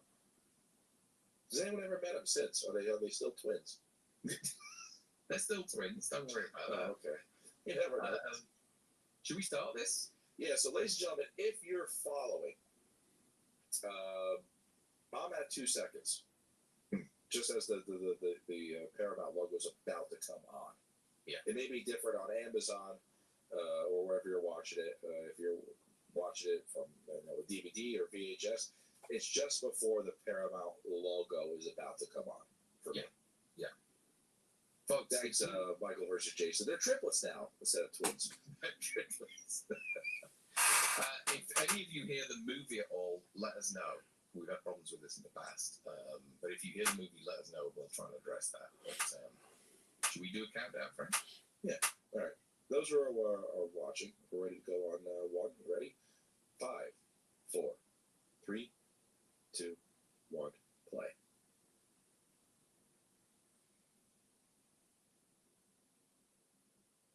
Let's skip it to the first new thing, ladies and gentlemen. I'm sorry. You're what, Murray? You're one of the first nudity. Let's skip right to it.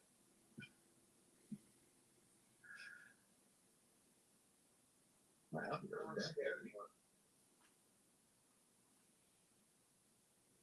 you guys shouldn't hear anything.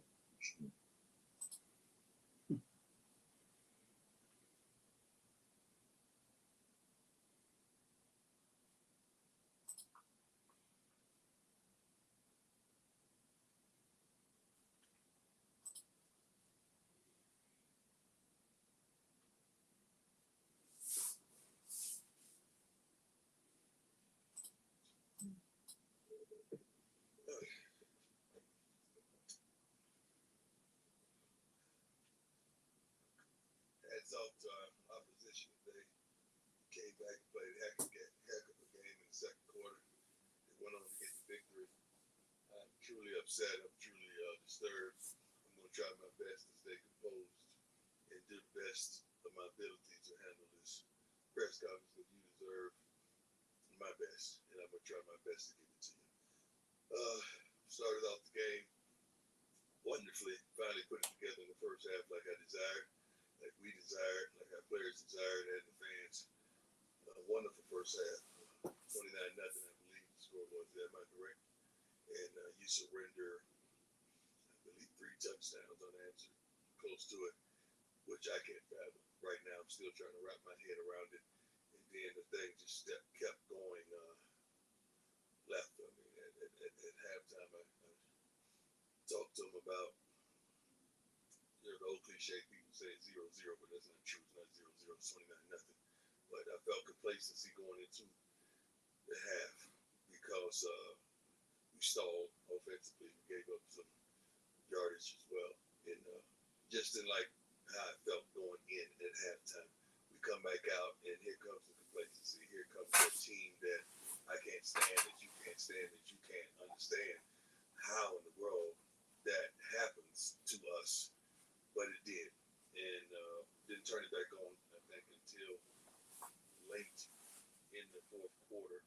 We were able to go down and get a score, and we go down and they tied up, and we got overtime, and you don't know because they have nothing to lose. Nothing to lose. I was surprised they keep good with first. I thought they were just going to go for two and try their best to get over with, but they were resilient. Big win by them. Horrible loss by us. Let's go. Hey, Coach Brian Alpha. How you doing? Obviously, that second half, it was the connection from quarterback to 13 was killing you guys. And Travis was on him quite a bit. What were you seeing in that matchup between Travis? Well, we didn't play well, not just Travis. I think it all started when we gave up on the 97-yard touchdown, which was flat out ridiculous. That's when it all started. That's when all the foolishness, all the complacency, all the mess started. I mean, how in the world we give up? Jesus. Our secondary did not play the best game, especially at the cornerback position. Coach, that's the point for the fan. Yes, It sir. seemed like in the second half, maybe just some communication issues there with the coaching staff. Did you feel that? In what regard? Substitution errors. Substitution on defense? Yes, sir. Yeah. There's so many different packages that you run and so many different personnel, but you got to understand we're basing our change of personnel on what they're changing. So that kind of happens when they're having different personnel groups and the referee is holding the game up, so we get a chance to substitute as well. What was happening is one guy was coming off the field appropriately, and he saw something, and he stopped. So that gives us 12 minutes on the field. It was things like that was transpiring, which we can't even wrap our head around it because we practice this stuff repeatedly. Again, along the same line, some of the substitution things, the penalties. You've defended Coach Kelly at every turn. Yeah. This is when we're now people are going to start pointing fingers. And Well, if you're going to point the fan, point at me because if I'm allowed it, it should be on me, not him. Point it on me. We go over this stuff. And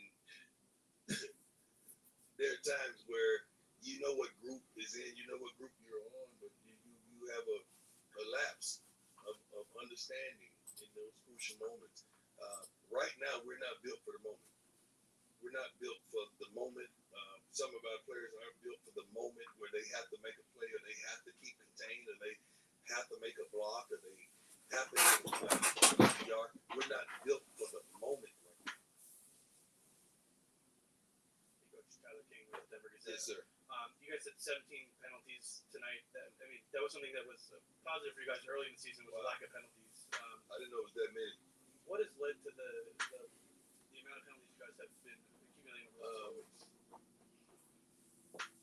Not being smart, not being disciplined, not understanding the moment.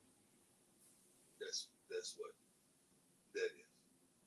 Yeah, that's what that is. Coach Alex Tiger, 24/7 Sports. We saw Trevor Woods play a little closer to the line of scrimmage. Yeah. Linebacker tonight. Yeah. Is that a matchup with Stanford, or do you like him in that role? No, I love him in that role. I really do.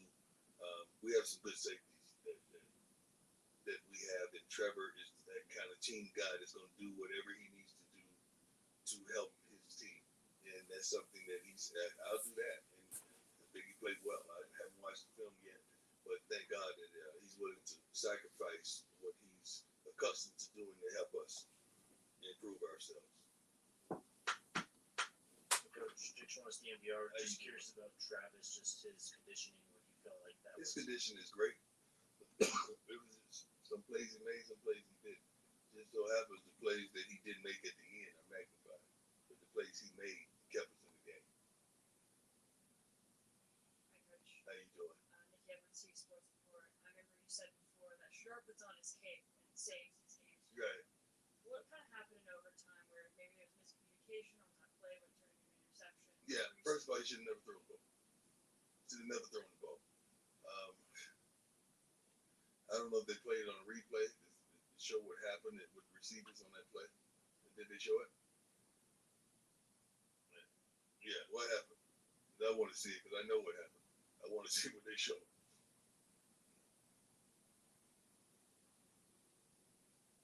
Yeah, I think something else transpired on that play that shouldn't happen. Thank you. God bless.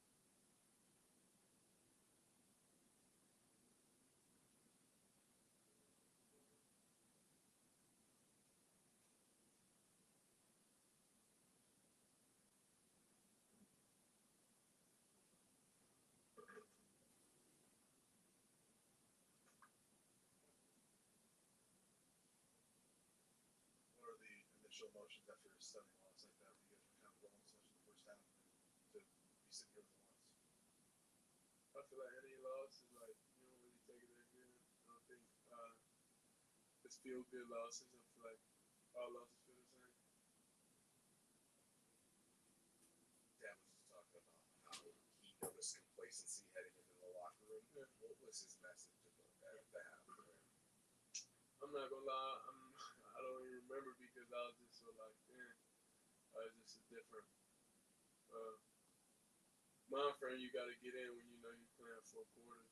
So really, I just like staying just focused and staying in that mode and really just carry that throughout the whole game. I feel like you tried to change the approach as an offense heading into the second half because it worked so well in the first half. It was let's just keep doing it.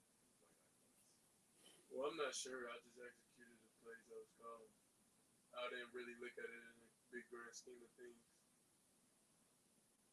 Detroit against U Sports Sport. Take me through the last play in overtime, the interception, what you saw on that play as you were kind of escaping, trying to make a play. It was just a dumb play. I just threw it up. So. Hey, sure. Just what was it like playing with Travis again tonight, though? It was good. He exposed the players. It was good to have him back out there. We got to work through some plays and stuff with him to make sure.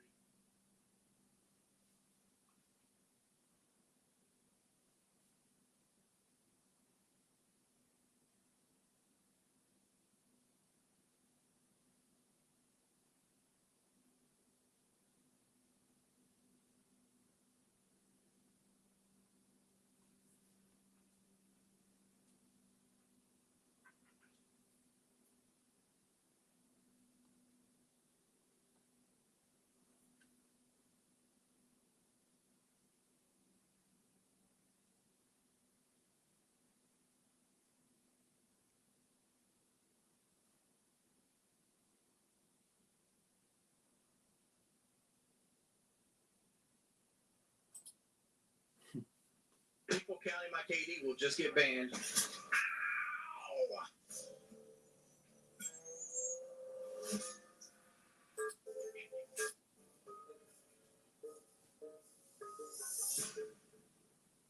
Dude, these enemies are spawning weirdly.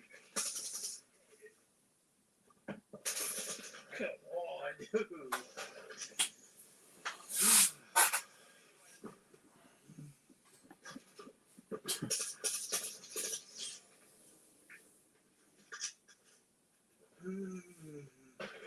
I gotta tell you, I'm not having fun with the game. Like the game moves too fast.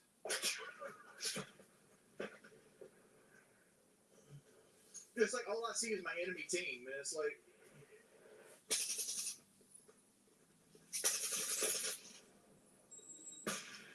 My sensitivity's way off. I need it to be a little faster.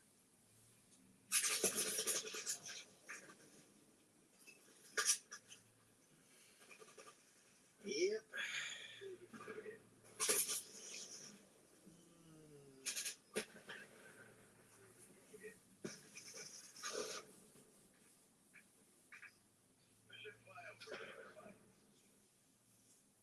That's not any skill-based matchmaking. I'm like literally struggling with aim right now.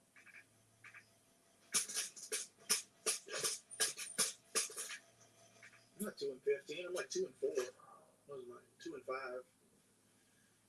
Like I couldn't find anybody. I was actively moving around, but everybody's running around. But every time I would move through an area, like the enemy be on the other side of the map again. Like every time I feel like I'm aiming, I feel like it doesn't feel natural. Like it feels like it's. I mean, it's probably my settings more than anything. It's not anything to do with the game. It's just like I've been playing so much Baldur's Gate, Diablo 2, and like I've just not been playing first-person shooters. And I don't play them at the same level as I used to play them at either.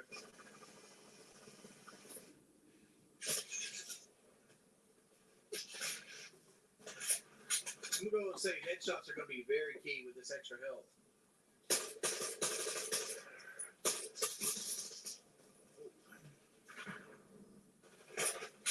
By the way, people counting my KD will just get banned. Just letting you know in advance.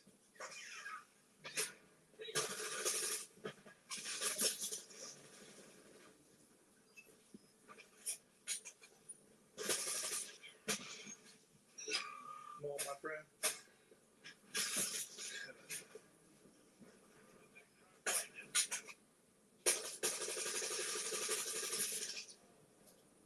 No full auto, Jordy.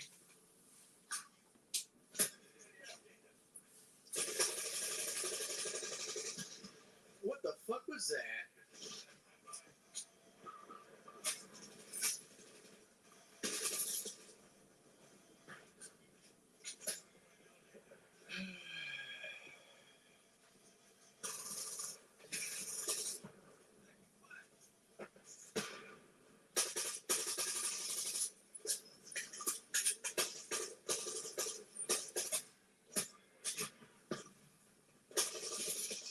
Really? Oh.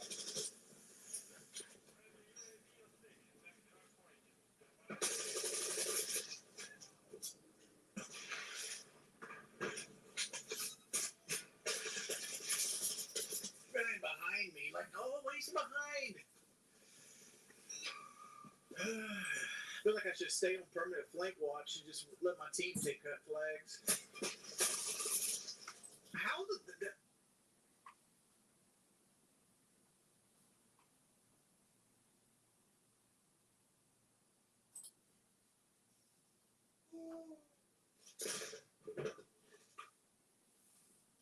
oh no. What did I do break?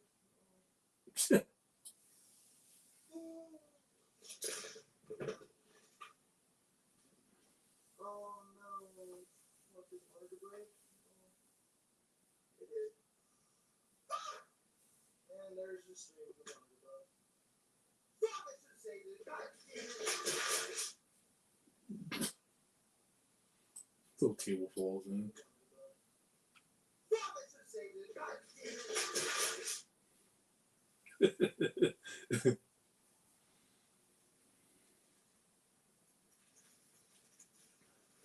God damn it! I can't move away. I'm tight. I'm slow.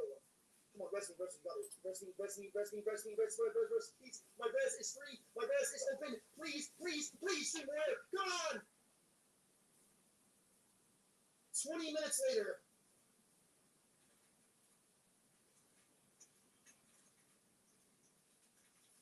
Oh, it doesn't matter. Shine. God damn it, the hell! It's okay. I suck. I know. It's okay. I know I suck. I know. It's okay. I can't do it. I just get shot from me. It's fun. I got face shit! What are you doing? Playing this in control! Why are you so fucking bored? Fuck me, man! It's control! Breathe! Take a fucking minute to breathe!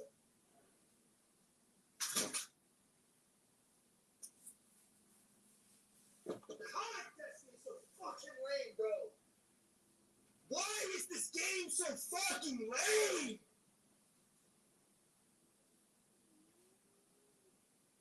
Why in the fuck are this?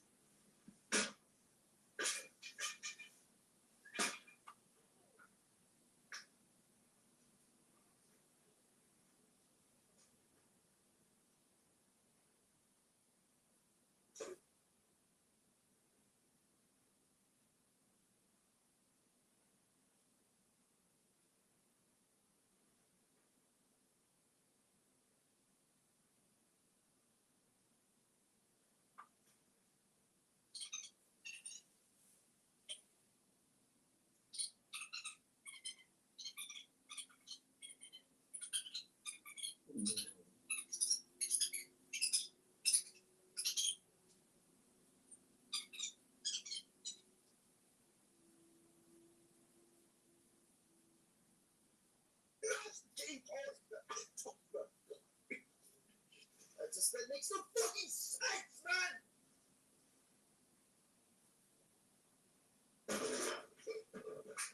There! Now I can aim! After I fucking slam down and just fucking get... No, I almost said a bad word. What's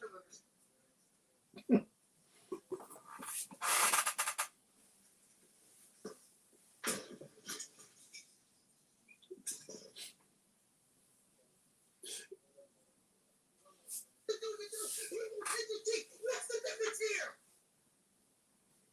Let people cheat! Let people disable the energy! Let people cheat now! If that's your mentality, let people cheat!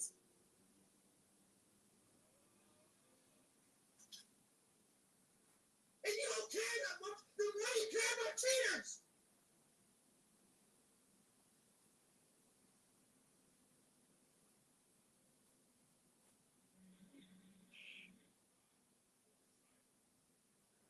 Shit!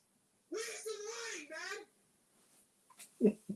Is it like, oh, we can have all these issues with the game, but the very moment someone cheats, when everything's fucked right now, oh, that's too far! Fuck off! Stupid idiots!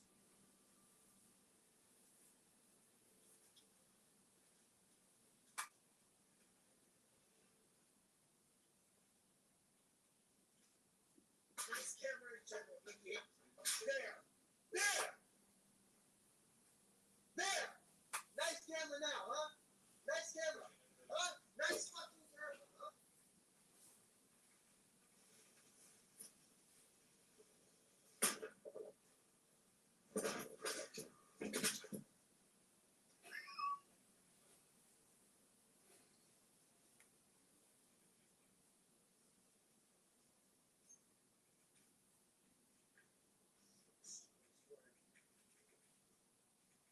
Let's go, come on, let's go. There we go. Son of a bitch. Fuck you, Hunter! Fuck you!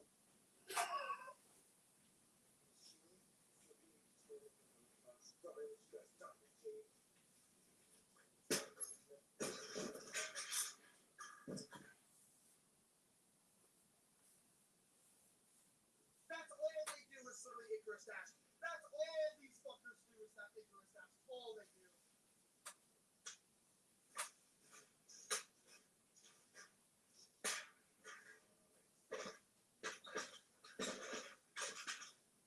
Fuck you! Fuck you! It's literally Icarus dash. That's all these fuckers do is that Icarus dash. All they do.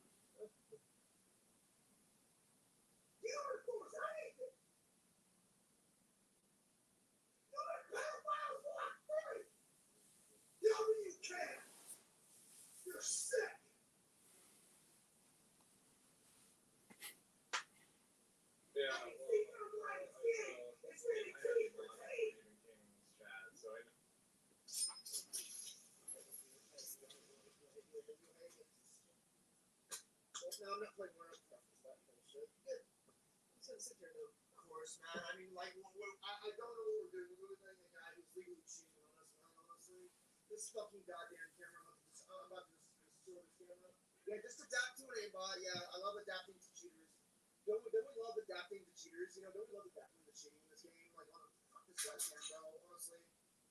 Fuck this goddamn webcam.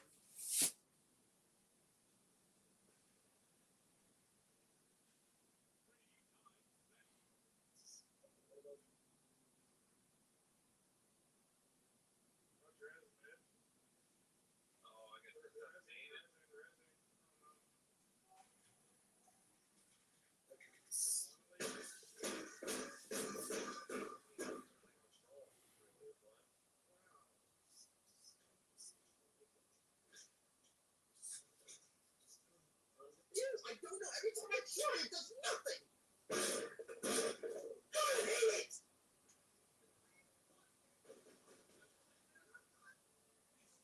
I'm afraid. I'm afraid.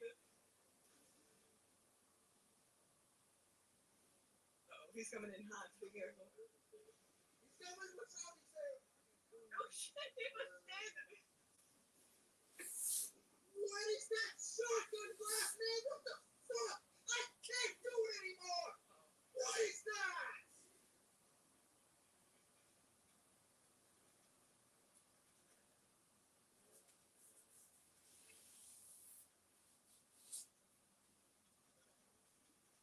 It doesn't matter. Like, it does. Like, what does it?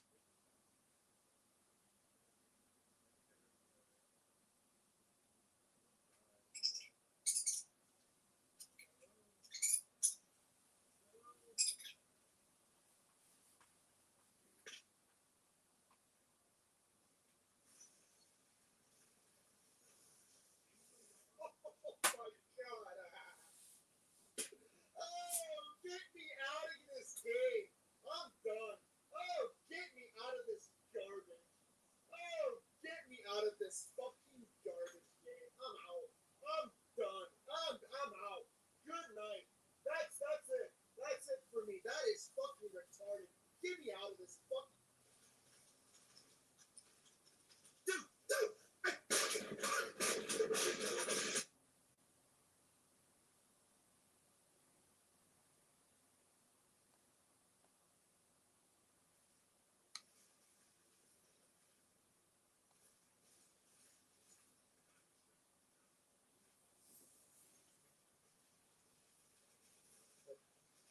It's just not fair, man. That isn't right.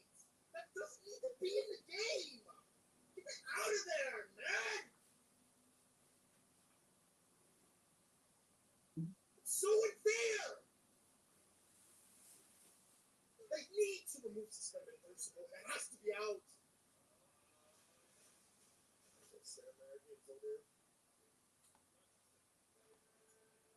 Crap. Game is crap. It's hot dog shit. Ran by hackers. There was nobody on my left.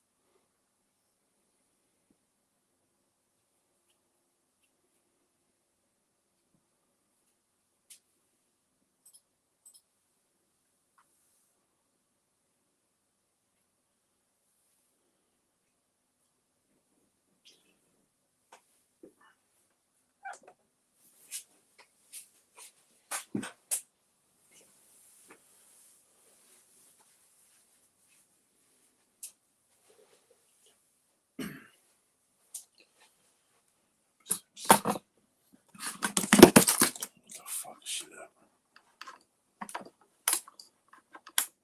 I fucking like all shit, bitch.